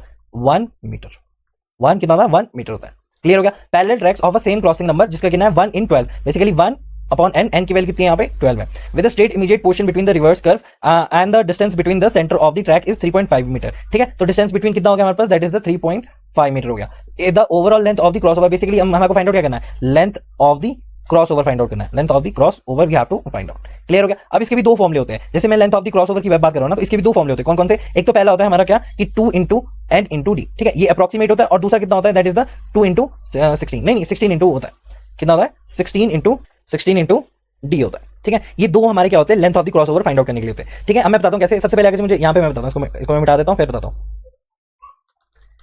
ठीक है, यहां पे लिख देते हैं, जैसे कि यहां पे बोला है ना मैंने, दो फॉर्मूले हैं क्रॉस ओवर फाइंड आउट करने के लिए, तो यहां पे मैं बता देता हूं। तो पहला क्या फॉर्मूला हो गया हमारा कि 2 into n into d। Clear हो गया, ये पहला फॉर्मूला है, 2 into n into d हो गया। अच्छा, यहाँ पे हमारे क्या पता है कि जो n है दैट इज इक्वल टू 12 और d की वैल्यू कितनी है हमारे given, that is the 3.5 metre. ठीक है, डिस्टेंस बिटवीन द ट्रैक्स, तो ये 3.5 है। तो यहाँ पे क्या हो जाएगी हमारी length of the cross over will be equal to 2 multiply by n कितना है हमारे पास, that is given as 12 multiply by 3.5, कितना आ जाएगा आंसर, ये 84 मीटर। कितना आ जाएगा एक बार देख लेते हैं इसको, 84 ही आएगा दोस्तों। 2 into 12 into 4 3.5 सॉरी 3.5, हाँ 84 इसका राइट आंसर होगा। ठीक है, तो लेंथ ऑफ द कर्व कितनी आ गई, 84 आ गई। लेकिन हम जब इंडियन रेलवे स्टैंडर्ड के हिसाब से, प्रैक्टिस के हिसाब से देखते हैं ना, तो ये जो हमारी कुछ ना स्पीड लिमिट होती है, अब इन स्पीड लिमिट रिस्ट्रिक्शन की वजह से ना जो भी हम स्पेस कंसीडर करने जाते हैं ना, तो वहां पे लेंथ को ना हम बेसिकली क्या करते हैं, ऑप्टिमाइज कर देते हैं। तो प्रैक्टिकली और जो सिंप्लीफाइड वर्जन होता है इस फॉर्मूले का, बेसिकली वो कितना होता है, that is the length is equals to 16 into d। तो 16 into d तो हमको पता है 3 है, तो कितना आ जाएगा आंसर, 54 है ना, 54 के आसपास आ जाएगा। 16 into d ना 3.5, 56 आ जाएगा। 16 into 3.5 56 आ जाएगा। तो यहाँ पे आंसर कितना आ जाएगा, length of the cross over that is equals to 56। ठीक है, sorry d 3.5 sorry that will be equals to 50 कितना है 56 है ना, 56 क्या हो जाएगा, इसका राइट आंसर हो जाएगा। तो इसका अभी यहाँ से देखना पड़ेगा मेरे को राइट आंसर कौन सा है। ठीक है, यहाँ पे देखते हैं इसका राइट आंसर कौन सा है। तो 56 आया था ना मेरा, 56 आया था, तो इसका राइट आंसर क्या हो जाएगा? इसका राइट आंसर हो जाएगा, इसका ये माना 54 मीटर ही मान लेते हैं, ठीक है, 56, 54 और 58 के बीच में। एक मिनट देख लेता हूं मैं। यस यही है 54 मीटर ही जो इसका राइट आंसर होगा। जो भी हमारी रेलवे इंजीनियरिंग स्टैंडर्ड मैनुअल है ना, उसमें अगर जो हमें को 1/12 दिया जाता है और स्पेसिंग कितनी जाती है 3.5 दी जाती है ना, तो बेसिकली जो उसकी रेंज रहती है वो रहती है 54 से लेकर 58 तक, ठीक है। तो आपको अपर लिमिट क्या करनी है यहाँ पे चूज करनी है। तो यहाँ पे राइट आंसर क्या हो जाएगा हमारा? 54 will be the right answer for this question. Clear हो गया इतना कि कौन सा इसका राइट आंसर? इसको मैं यहाँ पे इस तरह से बताऊं तो 54 will be the right answer. समझ में आया आपको? हाँ, यहाँ पे क्या है 54 राइट आंसर। तो बस कुछ नहीं था इसमें, आपको थोड़े बहुत इंपॉर्टेंट पॉइंट्स पता होने चाहिए थे। और फ्यूचर में क्या क्या पूछ सकते हैं आपसे, जो भी हमारे यहाँ पे इंपॉर्टेंट पॉइंट्स हुए, जैसे टर्न आउट हुए, तो टर्न आउट के भी बहुत सारे कंपोनेंट्स होते हैं, ठीक है, स्विचेस होते हैं, लेड रेल्स होते हैं, लीड रेल्स होते हैं, सॉरी, वो सब जो है आपको पता होना चाहिए। क्रॉसिंग होती है, अब ये सब जो जंक्शन पॉइंट होते हैं, ये जो टर्न आउट की कंपोनेंट्स है ना, ये भी आपको पढ़ने हैं। क्लियर हो गया? दूसरा क्या पढ़ना है, जो भी हमारे क्रॉस ओवर टाइप होते हैं, क्रॉस ओवर टाइप्स होते हैं, ठीक है, वो क्या हो सकते हैं, या तो सिंगल हो सकते हैं, डबल हो सकते हैं, और भी बहुत सारे हो सकते हैं, यानी सिंगल और डबल जो है वो बेसिकली आपको पढ़ने हैं, ठीक है। थर्ड ऑफ ऑल क्या बोल सकते हैं आपसे, जितनी भी हमारी रेलवे ट्रैक्स है ना, रेलवे ट्रैक्स के सारे कंपोनेंट्स वो पढ़ना बहुत ज्यादा इंपॉर्टेंट है। फोर्थ क्या हो गया हमारा, जो भी हमारी रेल की वेल्डिंग वगैरह होती है, उससे भी बहुत क्वेश्चन आते हैं, तो ये क्वेश्चन जो है आपको पता होने चाहिए, ठीक है। ये 4-5 पॉइंट है जो मैंने आपको यहाँ पे बता दिए, जो कि फ्यूचर में आपको काम आएंगे, ठीक है। तो ये सब आप पक्का पढ़ना। तो ये फ्यूचर के लिए हो गया आपको कि भाई फ्यूचर में क्या क्या क्वेश्चन आ सकते हैं प्रीलिम्स से रिलेटेड, ठीक है। नेक्स्ट क्वेश्चन में बढ़ते हैं। क्या बोला है यहाँ पे हमको कि there is a transition curve जिसकी लेंथ कितनी है 90 metre. So you can say कि जो हमारी ट्रांजिशन लेंथ है यानी टीएल जो है that is been given to us, that is the 90 metre, है ना, is to be used to join the end of a 4 degree, यानी जो हमको degree of a circular curve दे रखी है, डिग्री ऑफ अ सर्कुलर हमारे को कर्व दे रखी है, जिसको हम डी से रिप्रेजेंट करते हैं, वो कितनी दे रखी है हमको, दैट इज द 4 डिग्री। ये है हमको 4 डिग्री दे रखा। Circular curve within the straight and the circular curve, the shift value and the offset value at the 30 metre are respectively nearly, basically 30 metre क्या दे रखा है हमको, पॉइंट जहां से, मतलब ये सब मैं आपको बता देता हूं, फिर मैं बताता हूं, ठीक है। इसको मैं यहां पे मिटा देता हूं, फिर आपको मैं बताता हूं क्या है बेसिकली यहां पे दे रखा। यहां पे गिवन डाटा कितना है हमको दे रखा, गिवन डाटा हमें क्या दे रखा है, द ट्रांजिशन लेंथ जो हमको दे रखी है that is given as L, L से रिप्रेजेंट करते हैं, वो कितनी दे रखी है हमको, that has been given to us, that is the 90 metre. ये हो गया फर्स्ट। सेकंड क्या दे रखा है हमको, डी की वैल्यू दे रखी है, दैट इज द 4 डिग्री, ठीक है, बता दिया मैंने डी क्या है। थर्ड क्या दे रखी है हमको, पॉइंट एट विच जो हमारा ऑफसेट हमें नीडेड है, इज नीडेड, वो कितनी दे रखी है, मैंने एक्स की वैल्यू कितनी दे रखी है, that is the 30 metre. Clear हो गया? अब यहाँ पे फॉर्मुले कौन कौन से यूज होंगे, जैसे यहाँ पे शिफ्ट का फॉर्मुला हुआ है, कौन सा हमारा शिफ्ट, सबसे पहला है दैट इज द शिफ्ट। अब शिफ्ट का क्या फॉर्मुला है, that is equal to S से रिप्रेजेंट करते हैं इसको, एल का स्क्वायर डिवाइडेड बाय 24 आर दे रखा है, ये वाला फॉर्मुला यूज होगा। दूसरा क्या है हमारे को, जो ऑफसेट है एट डिस्टेंस एक्स पे, उसको हम किस तरह से लिखते हैं, 4 Y is equal to X का cube divided by 6 R L. Clear हो गया? ये हमको दो चीजें दे रखी है, जहां पे आर क्या है। अब हमको इस चीज को फाइंड आउट करने के लिए इन दोनों में हमको क्या चाहिए, आर नीडेड है, तो आर को फाइंड आउट करने के लिए हमको क्या चाहिए, फॉर्मुला चाहिए उसका, जिससे हम आर फाइंड आउट कर सके, ठीक है। तो यहाँ पे आर कैसे फाइंड आउट करते हैं, आर का फॉर्मुला बताओ। आर का फॉर्मुला है यहाँ पे हो गया हमारा क्या, थर्ड क्या हो गया, आर कैसे फाइंड आउट करना है, अगर हमको डिग्री ऑफ कर्व जो है that is been given as 4 degree, तो हम आर का फॉर्मुला क्या निकाल सकते हैं, आर इज इक्वल्स टू हम लिख सकते हैं 1750 डिवाइडेड बाय डी। क्लियर हो गया? और डी हमारे को कितना दे रखा है, 4, तो यहाँ पे लगा सकते हैं 1750 डिवाइडेड बाय 4 डिग्री। क्लियर हो गया? इसको सॉल्व करेंगे तो क्या आंसर आ जाएगा, divided by 1750 divided by 4 is equals to 437.5 metre जो है हमको क्या मिल गया, आर की वैल्यू में पता लगी। क्लियर हो गया? अब आर की वैल्यू इन दोनों में डाल दो और फॉर्मुला फाइंड आउट करते हैं। जैसे कि शिफ्ट है तो शिफ्ट क्या, बेसिकली जो हमारा आर का फॉर्मुला है ना, ये किसके लिए दे रखा होता है, that is the for the standard railway का जो फॉर्मुला है उससे निकाला हमने, उसके हिसाब से हमने निकाला। तो एस क्या हो गया हमारे पास, एस की वैल्यू कितनी होगी, एल का स्क्वायर, यानी एल का स्क्वायर कितना 90, तो 90 का स्क्वायर कितना हो जाएगा 1800। क्लियर हो गया? डिवाइडेड बाय क्या होगा 24 इंटू आर कितना है 437.5। क्लियर हो गया? इसको मल्टीप्लाई करो क्या आ जाएगा, 24 multiply by 437.5 is equal to 105, ठीक है, मल्टीप्लाई बाय 100, तो ये कट गया। 81 डिवाइडेड बाय दिस कितना होगा, 0.80 आ जाएगा, कुछ इतना 0.8 मीटर ही आएगा, है ना, यही हमारे आंसर में दे रखा है, 0.80 आएगा ना इसका answer. 100 divided by 80 divided bye 100 करूंगा तो कितना आएगा, 0.80 आएगा आंसर, है ना। तो ये हो गया शिफ्ट का आंसर। दूसरा क्या है, y is equals to, that is equals to कितना है हमारे पास, y is equals to x की वैल्यू कितनी है 30, x की वैल्यू कितनी दे रखी थी मेरे को, 30 दे रखी थी ना 30 मीटर, तो यहाँ पे हो जाएगा 30 का क्यूब। क्लियर हो गया? कितना हो जाएगा 27100। क्लियर हो गया? 30 का क्यूब डिवाइडेड बाय कितना था हमारे पास 6 था, आर कितना है 4 कितना है यार हमारे पास 437.5 था, ये था ना 437.5 था ना। ओके ठीक है, ये जो ऊपर जो है मल्टीप्लाई बाय क्या आ जाएगा, दैट इज मल्टीप्लाई बाय हमारे पास वैल्यू आ जाएगी इसकी कितने 435 क्या है, एल कितना मेरे को देगा 90, ठीक है, यहाँ पे कितना आ जाएगा 90 आ जाएगा। तो इसको सॉल्व करते हैं, इसका आंसर कितना आ जाएगा 27000 डिवाइडेड बाय हमारे पास 6 into 437.5 into 90, that is around 0.114, ठीक है, 428 आंसर आ गया। ठीक है, ये हो गया। तो इसको हम अगर सेंटीमीटर में लिखना चाहेंगे तो कितना होगा 11 पॉइंट समथिंग 11.4। ठीक है, तो एक 11.4 हो गया, एक 0.8 हो गया, तो इन दोनों की वैल्यू जितनी भी आसपास आएगी वो हमारा राइट आंसर हो जाएगा। कहां पे है, ये तो हमने कर दिया है, ये तो सारे कर दिए। कितना होगा 11.4 था ना, 11.4, इसको अप्रॉक्सीमेट 11.6 लिख सकते हैं। तो ये तो पहली तो गलत है, इसकी ये भी गलत है, ये सही है, लेकिन दूसरी वाली गलत है, तो ये भी गलत हो जाएगा, ये भी गलत हो जाएगा। तो राइट आंसर क्या हो जाएगा, ये इसका राइट आंसर हो जाएगा। क्लियर हो गया? इसमें आपको जो भी पूछा था, तो आपको फ्यूचर में क्या पता होना चाहिए, क्या क्या इंपॉर्टेंट पॉइंट्स है, मैं यहाँ पे लिख देता हूँ। आपको सबसे पहले क्या पता होना चाहिए कि फ्यूचर में आपसे क्या पूछ सकते हैं। तो फ्यूचर में आपसे पूछ सकते हैं सबसे पहले क्या, हमारा जो स्पाइरल है या फिर जो हमारा ट्रांजिशन है, स्पाइरल ट्रांजिशन कर्व का जो भी हमारा क्या है रेडियस का जो जितनी वेरिएशन है वो सारी जो है आपको क्लियर होनी चाहिए। सेकंड ऑफ ऑल क्या है, जो भी हमारी length of the transition curve है, मतलब बेस्ड ऑन बहुत सारे, जैसे rate of change of acceleration है, तो वो सब आपको पता होना चाहिए, rate of change of acceleration. अब ये टॉपिक आपको तब पता लगेंगे जब आप इनको पढ़ोगे, आपको ये टॉपिक दिखेंगे, फिर आप बोलना कि ये वाले टॉपिक जो है हमारे लिए इंपॉर्टेंट है। थर्ड ऑफ ऑल क्या है, जो भी हमारी टेंजेंट की लेंथ होती है, टेंजेंट की जो भी हमारी क्या होती है लेंथ होती है, जब हमारा ट्रांजिशन कर्व जो है यूज होता है, तो उस पॉइंट पे आपको टेंजेंट की लेंथ जो है पता होनी चाहिए। दूसरा सुपर एलिवेशन के बारे में पता होना चाहिए, कोई भी सुपर एलिवेशन ऐसे लिखो एट अ पॉइंट, वो भी किस पे, ऑन एलिवेशन, ऑन ट्रांजिशन पे, तो ये भी आपको पता होना चाहिए। और भी बहुत सारी पता होनी चाहिए, जैसे कि हमारा क्या हो गया कॉम्पोजिट कर्व के बारे में पता होना चाहिए, ठीक है, जैसे कि स्ट्रेट हो गया, ट्रांजिशन हो गया, सर्कुलर हो गया, और भी बहुत सारी चीजें जो है वो आपको पता होनी चाहिए। तो फ्यूचर में आपसे ये सब जो है आपसे पूछ सकते हैं। क्लियर हो गया ये सब पॉइंट आपको? नेक्स्ट क्वेश्चन क्या है हमारा, नेक्स्ट क्वेश्चन है यहाँ से, है ना। नेक्स्ट क्वेश्चन क्या है, which one of the following is and are the correct reason to provide the gradient on a railway track. तो रेलवे ट्रैक पे ग्रेडियंट को प्रोवाइड करने के क्या करेक्ट रीजन हो सकते हैं। सबसे पहले ग्रेडियंट क्या होता है, अभी हमारा रेलवे ट्रैक है, ठीक है, इस रेलवे ट्रैक पे क्या करते हैं हम, एक इंक्लिनेशन देते हैं, चाहे वो राइज वाली इंक्लिनेशन हो, क्या वो फॉल वाली इंक्लिनेशन हो। क्लियर हो गया? तो इस इंक्लिनेशन को क्या बोलते हैं, बेसिकली ग्रेडियंट बोलते हैं। इस इंक्लिनेशन को ही हम क्या बोलते हैं, this is known as a gradient. Clear हो गया इतनी सी बात? अभी बुरा ये क्यों कराते हैं हम, ये प्रोवाइड क्यों कराते हैं, क्या हम मॉडरेट राइज और fall to provide the moderate rise और फॉल, बिल्कुल राइट आंसर है। क्यों, जो भी हमारा रेलवे ट्रैक है ना, उसमें हमेशा एक क्या रहता है, जेंटल सा स्लोप दिया जाता है, ताकि जो हमारी एक्सेलरेशन है, ताकि क्या, दो पॉइंट, पहला तो क्या, जो हमारी एक्सेलरेशन है, सेकंड क्या है, जो हमारी ब्रेक है, ताकि जो हमारी एक्सेलरेशन है और जो ब्रेक है वो स्मूथली हो सके। ठीक है, सडन राइज एंड फॉल जो है वो ट्रेन में क्या कर देता है, थोड़ा सा इंजन में ओवरलोड दे देता है, तो इस वजह से हम क्या करते हैं, एक मॉडरेट राइज एंड फॉल को प्रोवाइड करते हैं। क्लियर हो गया? बिल्कुल राइट आंसर है फर्स्ट वन। तो जहां पे फर्स्ट वन नहीं है उसको काट दो, इसमें नहीं है, इसमें नहीं है, तो अब कौन सा बचा, ए और डी बचा। सेकंड ऑफ ऑल क्या है, to reach the various station located at different elevations. बिल्कुल सही बोला है कि अलग अलग जो हमारे क्या रहते हैं स्टेशन रहते हैं, ऑल्सो उनकी क्या रहती है, हाइट भी अलग अलग रहती है। तो हाइट अगर अलग अलग रहती है तो ग्रेडियंट प्रोवाइड करके हम क्या कर सकते हैं, हम ग्रेजुअली क्या करते हैं, इंक्रीज कर देते हैं, ताकि क्या किसी भी एक स्टेशन तक पहुंचने के लिए रेलवे को कोई प्रॉब्लम ना पड़े। तो ये बिल्कुल सही है, मतलब रेल को कोई प्रॉब्लम ना पड़े, ये होती है हमारी रेल, तो रेल को कोई प्रॉब्लम ना पड़े किसी भी हाइट में पहुंचने के लिए, तो बिल्कुल सही है, ये भी राइट आंसर है।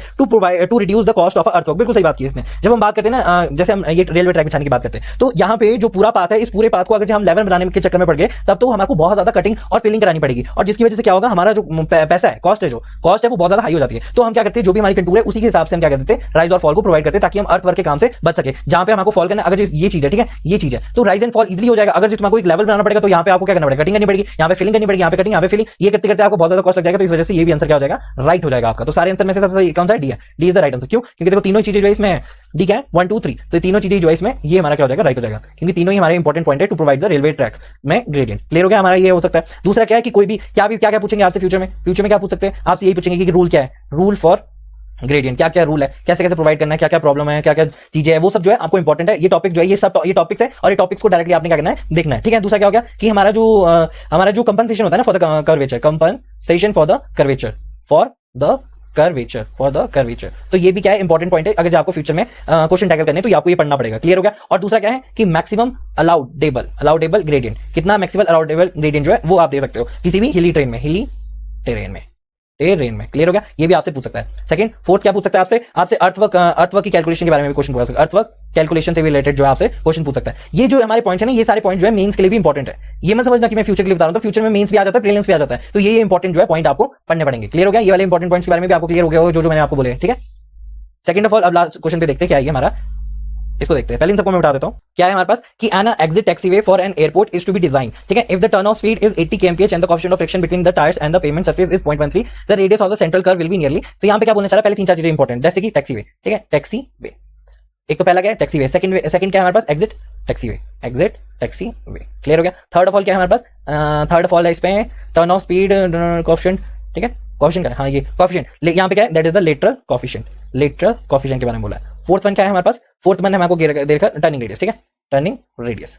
क्लियर हो गया? और गिवन क्या है हमारे को, गिवन क्या है यहाँ पे, सबसे पहले यहाँ पे लिख देता हूं मैं, गिवन है सबसे पहले हमारे को क्या दे रखा है कि मेरे को टर्निंग स्पीड दे रखी है, टर्निंग स्पीड कितनी है, दैट इज द 80 kmph, और क्या दे रखा है, the coefficient of lateral friction, ठीक है, तो coefficient of lateral friction F से रिप्रेजेंट करते हैं, इट इज 0.13।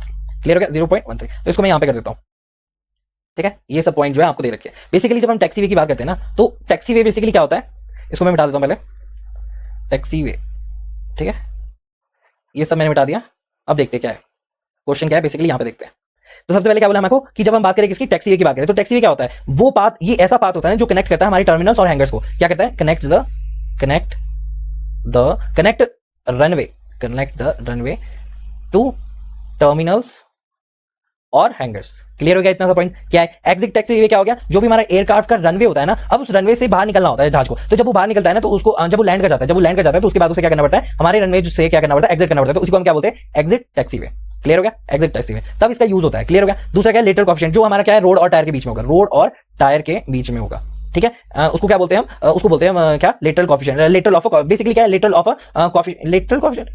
कोएफिशिएंट नहीं, लेटरल फ्रिक्शन है, lateral friction, it is a lateral friction. Lateral friction क्या है यहाँ पे, जो हमारा रोड और टायर के बीच में, लेटरल कोएफिशिएंट तो ये हो गया ना, कोएफिशिएंट ऑफ फ्रिक्शन, बेसिकली जो रोड और टायर के बीच में हमारा क्या रहता है, फ्रिक्शन रहता है ना, और उस फ्रिक्शन, जो भी फ्रिक्शन इसके बीच में रहता है, उसी को हम क्या बोलते हैं, साइड वे फ्रिक्शन भी बोलते हैं, और बेसिकली ये क्या एक तरह का लेटरल फ्रिक्शन है ना, ये चीज तो आपको पता ही है। टर्निंग रेडियस क्या हो गया, जो भी एयरक्राफ्ट ना टर्न करे ना, सेफली टर्न करने के लिए जितना उसको रेडियस रिक्वायर्ड होता है, उसी को किसी भी सर्कुलर कर्व में, उसी को हम क्या बोलते हैं, टर्निंग रेडियस बोलते हैं। क्लियर हो गया। अब हमारे पास इसमें करना क्या है, हमको सबसे पहले टर्निंग स्पीड दे रखी है, तो टर्निंग स्पीड दे रखी है, इसमें दो चार फॉर्मूले होते हैं। सबसे पहला फॉर्मूला क्या है कि जब हम बात करते हैं इसकी आर की, तो रेडियस जो होता है that is equal to V का square divided by G F plus E. Clear हो गया। दूसरा क्या है, दूसरा होता है R is equal to V का स्क्वायर अपॉन जी एफ। ठीक है, ये कब होता है, जब हमारा जो सुपर एलिवेशन नहीं दिया होता है ना, तब हम इसका इस्तेमाल करते हैं। क्वेश्चन में जब हमें सुपर एलिवेशन नहीं गिवन है, सुपर एलिवेशन रिक्वायर्ड है, लेकिन यहाँ पे तो सुपर एलिवेशन नहीं दिया है, तो हमारे को कौन सा फॉर्मूला इस्तेमाल करना पड़ेगा, ये वाला फॉर्मूला इस्तेमाल करना पड़ेगा। क्लियर हो गया। इन सबको मैं मिटा देता हूं, फिर बताता हूं। तो गिवन क्या है हमारे को कि velocity is being given to us that is 80 kmph। Clear हो गया। अब इसको कन्वर्ट करना है किसमें, हमारे को मीटर पर सेकंड में, तो मल्टीप्लाई बाय 5/18, तो ये कितना हो जाएगा, 20 के आसपास हो जाएगा, 20 से ऊपर ही होगा, 80 डिवाइडेड बाय 18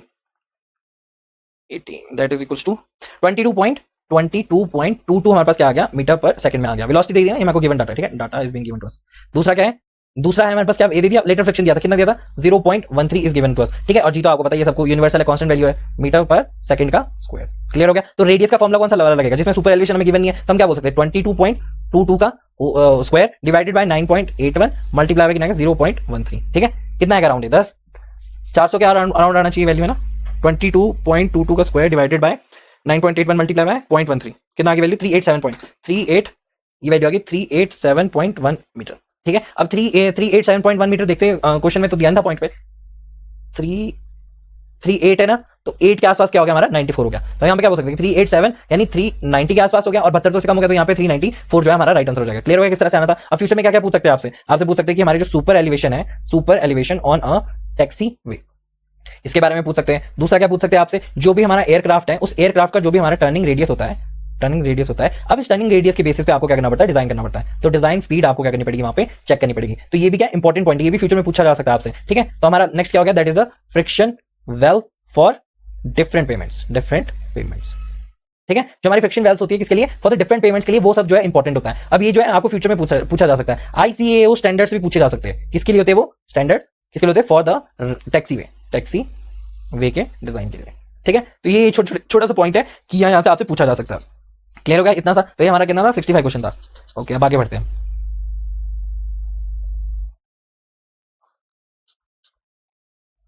क्या है क्वेश्चन में, शुड बी मेंटेन, ये वाला पार्ट नहीं आपको देखना है। क्लियर हो गया। ठीक है, 66 क्या है, which one of the following is and are the correct characteristics of an ideal elastic features, sorry ideal elastic fastening, basically वही बोल रहा है, ये रेल के लिए बोल रहा है। रेल, और जब हमारा क्या होता है, जो हमारा रेल होता है ना, और उसको स्लीपर के साथ कौन जोड़ के रखता है, वो होता है हमारा क्या, आइडियल इलास्टिक फास्टनिंग बेसिकली, है ना। तो ये होता क्या है, ये इलास्टिक फास्टनिंग होता क्या है, ये ना हमारी जो रेल्स होती है और जो हमारी स्लीपर्स है ना, उनको साथ में क्या करता है, वो टाइटली जोड़ के रखता है, और साथ में क्या, फ्लेक्सिबली क्या करता है, फ्लेक्सिबली उसको जोड़ के रखता है। इसमें बेसिकली क्या होता है, स्प्रिंग एक्शन होता है। स्प्रिंग एक्शन होता है, जो कि इंपॉर्टेंट है किसी भी रेल में, जो हमारी एक्सपेंशन होगी, है ना, एक्सपेंशन होगी, या फिर कोई भी कॉन्ट्रैक्शन होगी, या बढ़ जाना, है ना, या फिर क्या घट जाना। और इन सब के लिए वाइब्रेशन को, अगर जब हमको सेफली जो हमारी वाइब्रेशन आती है ना, जैसे रेल चलती है तो वाइब्रेशन आती है, उस वाइब्रेशन को एब्जॉर्ब करने के लिए हमारा जो है आइडियल इलास्टिक फास्टनर जो है यूज होता है। क्लियर हो गया, आपको इतना पता लगा कि क्या होता है। ठीक है, अब देखते हैं कि बेसिकली क्या क्या बोलना चाह रहा है, क्या राइट आंसर, क्या wrong answer. It should be able to maintain correct and uniform gauge, बिल्कुल सही। गेज मतलब जो हमारी गेज का मतलब होता है, जो दो रेलवे ट्रैक है ना, इन दोनों के बीच के डिस्टेंस को हम क्या बोलते हैं, गेज बोलते हैं। तो it should be able to maintain correct and uniform gauge, बिल्कुल सही बोला इसने। क्यों, क्योंकि जो भी हमारा गेज होता है वो तो आपको बता दिया। अब क्या होता है, ये यूनिफॉर्म रहना जो है बहुत ज्यादा इंपॉर्टेंट होता है, ताकि हमारे जो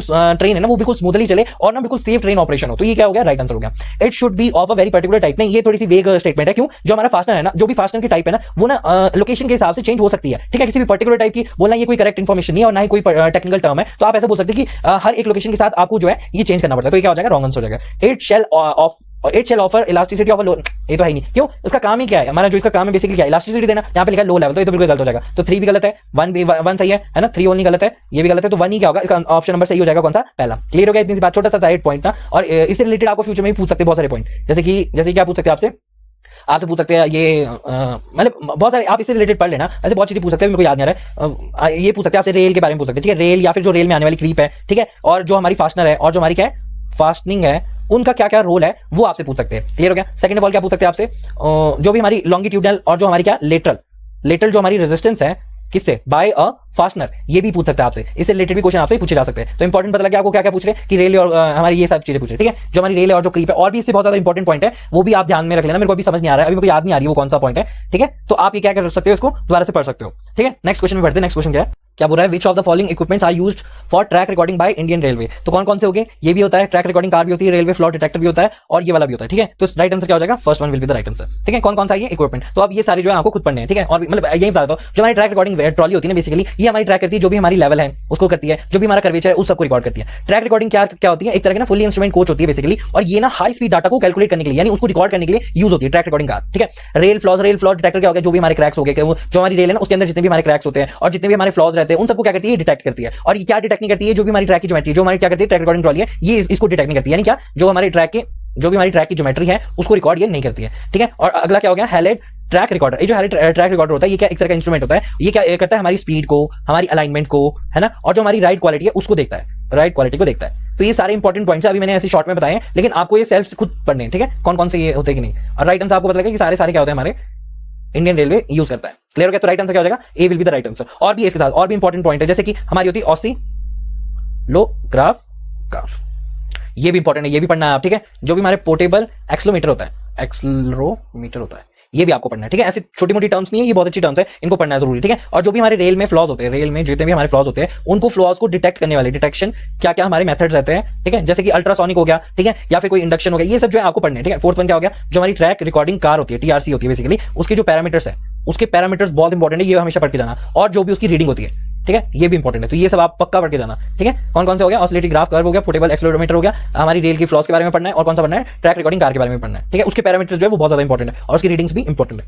क्लियर हो गया। नेक्स्ट क्वेश्चन पे बढ़ते हैं। क्या है यहाँ पे कि विच one of the following is an important point for an efficient airport vehicular circulation and the parking system. Basically 68 में क्या बोला, ये तो आपको इजी मुझे लगता है सभी ने बिल्कुल सही तरीके से कर लिया होगा इसका आंसर। तो जो 68 है बेसिकली क्या बोलना चाह रहा है, जो भी हमारा एफिशिएंट एयरपोर्ट है ना, जो हमारा एफिशिएंट एयरपोर्ट पार्किंग सिस्टम है, ठीक है। पार्किंग सिस्टम में बेसिकली उन सब की जो व्हीकल्स की जो हमारी मूवमेंट है, उस जो हमारी मूवमेंट है उसके लिए जो सर्कुलेशन या फिर जो हमारी पार्किंग सिस्टम है वो क्या हो जाएगा, वो क्या इंपॉर्टेंट पॉइंट्स है, आपको क्या ध्यान में रखने पड़ेंगे जो होगा। सबसे पहले तो कौन सा है, two way traffic wherever the possible, बिल्कुल गलत आंसर है, मतलब बिल्कुल गलत तो नहीं है, वैसे बहुत जगह पे क्या करते हैं इसको जगह की नेक्स्ट क्या है, which one of the following is an important point for an efficient airport vehicle circulation and the parking system. Basically ये पता क्या बोलना चाह रहा है, ये बोलना चाह रहा है कि जो हमारा एफिशिएंट एयरपोर्ट पार्किंग सिस्टम है ना फॉर द व्हीकल के लिए मूवमेंट के लिए, उसमें इंपॉर्टेंट चीज कौन कौन सी होनी चाहिए। तो क्या उसमें two way traffic wherever the possible ये होना चाहिए। तो बेसिकली ये जो हमारा है, ये जो टू वे ट्रैफिक है ना, ये क्या बोलती है कई जगह पे क्लियरली ये डिजायरेबल है, ऐसा नहीं कि ये नहीं है, ये डिजायरेबल है, बट ये क्योंकि स्पेस की कमी की वजह से ये हर जगह जो है वो पॉसिबल नहीं हो सकता। तो हम क्या बोल सकते हैं कि वन वे ट्रैफिक जो है उसी के लिए डिजाइन किया जाता है जनरली। तो टू वे ट्रैफिक जो है जहां पे जगह हो वहां पे आप कर सकते हो, लेकिन क्या है एक एफिशिएंट तरीका नहीं है ये। दूसरा क्या होगा भी, जो हमारा मैक्सिमम नंबर ऑफ जो हमारी ड्राइव है उन सब में जो इंटरसेक्शन है वो नहीं, ऐसा बिल्कुल गलत है। जितने ज्यादा आपके इंटरसेक्शन होंगे ना बेसिकली वो क्या प्रोवाइड कराएगा हमारे को, ज्यादा एक्सीडेंट हो सकते हैं वहां पे, वो बहुत ज्यादा क्या हो सकते हैं वहां पे, कॉन्फ्लिक्ट्स हो सकते हैं। तो आप क्या बोल सकते हैं कि जितने मैक्सिमम नंबर ऑफ इंटरसेक्शन होंगे वो हमारे लिए एक एफिशिएंट तरीका नहीं है हमारे को पार्किंग सिस्टम और ये सब प्रोवाइड करने का। तो ये क्या हो जाएगा, बिल्कुल रॉन्ग हो जाएगा, it is a wrong answer, ठीक है। सेकंड क्या है, in advocate drive width to permit the overtaking. Basically क्या है, ये डिजाइन का एक तरह का फ्लॉ है, it is a design flaw, यहां पे ध्यान में देने वाले, it is a design flaw, ठीक है। और ये क्या है, ये पॉजिटिव फीचर नहीं, it is a negative feature. Clear हो गया। तो ये क्या हो जाएगा, हमारा रॉन्ग आंसर हो जाएगा। सेकंड ऑफ ऑल क्या है, sufficient and clearly defined parking and circular routes, बिल्कुल सही बोला है। जो हमारा रियल लाइफ है, जैसे आपने दिल्ली में देखा होगा, तो दिल्ली के जो हमारा टर्मिनल 3 है, उस टर्मिनल 3 में जितने भी हमारे सिग्नल्स है ना वो बिल्कुल अच्छे से दिखा रखे, सिग्नल्स फॉर द बसेस, ठीक है, बसेस के लिए जो भी हमारी बसेस क्या है। दूसरी क्या होती है, जो भी हमारी ड्रॉप ऑफ है उन सब के लिए, जो भी हमारा टैक्सी स्टैंड है, टैक्सी लेन है, सॉरी, वो सब जो है इंपॉर्टेंट, वो वहां पे सिग्नल्स दिए गए हैं। दूसरा क्या है कि वन वे है वहां पे, it is a one way flow है। तो वहां पे जो है इंपॉर्टेंट क्या है कि वहां पे हमारे को सफिशिएंट एंड क्लियरली डिफाइन होना चाहिए कौन कौन सा वो है, ताकि जो भी हमारा क्या है, जो भी हमारा ड्राइवर है उसको कोई भी कंफ्यूजन ना पैदा हो। क्लियर हो गया आपको जो भी मैंने बोला, ठीक है। तो ये क्या है, एक तरह का बहुत अच्छा पॉइंट है कि ये क्या है, सबसे पहले तो इंपॉर्टेंट पॉइंट है कि सफिशिएंट और ये होना चाहिए, सबसे इंपॉर्टेंट पॉइंट यही हो गया। तो क्लियरली सिग्नलिंग भी होनी चाहिए हर एक पार्किंग और सर्कुलर रूट के लिए, ताकि जो हमारा पैसेंजर है उनको कंफ्यूजन ना हो और ट्रैफिक जो है वो बिल्कुल स्मूथ हो। क्लियर हो गया इतना सी पॉइंट। तो 68 के इंपॉर्टेंट पॉइंट कौन से, ये वाले इंपॉर्टेंट पॉइंट है, ठीक है। इनमें से सबसे सही कौन सा हो गया, ये वाला हो गया। और जहां पे ये जिसने फर्स्ट तो नहीं किया होगा किसी ने, बट ये भी क्या है, रॉन्ग आंसर है। क्लियर हो गया। तो फ्यूचर में क्या क्या पूछ सकते हैं आपसे, फ्यूचर में आपसे पूछ सकते हैं सबसे पहले मेंस में आपसे क्या क्या पूछ सकते हैं, आपसे पूछ सकते हैं कर्व साइट जो हमारी टर्मिनल मैनेजमेंट होती है उन सब के बारे में आपसे पूछा जा सकता है। सेकंड ऑफ ऑल क्या है, जो हमारा ग्राउंड एक्सेस फैसिलिटी डिजाइन है वो आपसे पूछा जा सकता है। Facility design. और शॉर्ट टर्म और जो लॉन्ग टर्म हमारी क्या रहती है, पार्किंग रहती है, उनके बारे में पूछ सकते हैं। तो शॉर्ट टर्म और हमारी लॉन्ग टर्म पार्किंग के बारे में भी वो आपसे पूछ सकते हैं। इसमें बहुत सारे कंपोनेंट्स पैरामीटर्स होते हैं, वो सारे आपको पढ़ने पड़ेंगे। ठीक है, क्लियर हो गया। दूसरा क्या पूछ सकते हैं आपसे, जो भी हमारी मल्टी लेवल जो हमारी कार्स रहती है, कार पार्किंग सिस्टम रहता है, सिस्टम एट एयरपोर्ट, ये सब जो है इंपॉर्टेंट पॉइंट है, ये आपसे पूछे जा सकते हैं। क्लियर हो गया आपको इतना सा पॉइंट। नेक्स्ट क्वेश्चन क्या है हमारे पास, नेक्स्ट क्वेश्चन क्या है, the suitability of an area as a site for a airport terminal building development is involve in accordance with. Basically क्या बोलना चाह रहा है कि आज के साथ साथ अगर जो फ्यूचर के आपको फ्यूचर के बारे में देखना है for the air terminal building development के लिए, तो क्या क्या आप इन्वॉल्व करोगे। तो सबसे पहले क्या है कि स्मॉल एरिया, फ्यूचर के नहीं, the suitability of the area बोल रहा है। ठीक है, मतलब क्या हो रहा है कि उसके जो डेवलपमेंट करेंगे तो क्या क्या उसमें इन्वॉल्व होना चाहिए। सबसे पहले क्या है यहाँ पे कि अगर मैं बात करूँ किसकी, small area for car parking के लिए, तो स्मॉल एरिया फॉर जो कार पार्किंग के लिए क्या हो जाएगा, हमारा रॉन्ग आंसर हो जाएगा। बेसिकली क्या बोलना चाह रहा है ना कि अगर जो आपको क्या करना है, अगर जो आपको एयरपोर्ट टर्मिनल की जो बिल्डिंग है बनाते समय ना इंपॉर्टेंट बात क्या ध्यान में रखनी है, तो सबसे पहले क्या रखना है आपको, small area for a car parking. बिल्कुल ही गलत बात है, क्योंकि पार्किंग का जो एरिया है बेसिकली क्या होना चाहिए, बड़ा होना चाहिए और इफेक्टिव भी होना चाहिए। तो ये आंसर क्या हो जाएगा आपका, रॉन्ग हो जाएगा। क्लियर हो गया। दूसरा क्या है, no direct access to the main highway. Basically क्या है, ये गलत है। जो भी हमारी टर्मिनल्स होते हैं ना, उसमें इजीली एक्सेसिबल होना चाहिए बेसिकली। तो ये जो चीज है बिल्कुल ही गलत है। रोड और हाईवे के लिए होना चाहिए एक्सेस, लेकिन ये चीज को है बोल रही कि ऐसा नहीं होना चाहिए, क्योंकि वहां तक अगर हमें पहुंचना है तो एयरपोर्ट तक पहुंचने के लिए हमें कोई भी इजी वे चाहिए, चाहे वो रोड हो चाहे वो कोई भी हमारा मेन हाईवे हो। तो हम क्या बोल सकते हैं इसको, it is a wrong answer.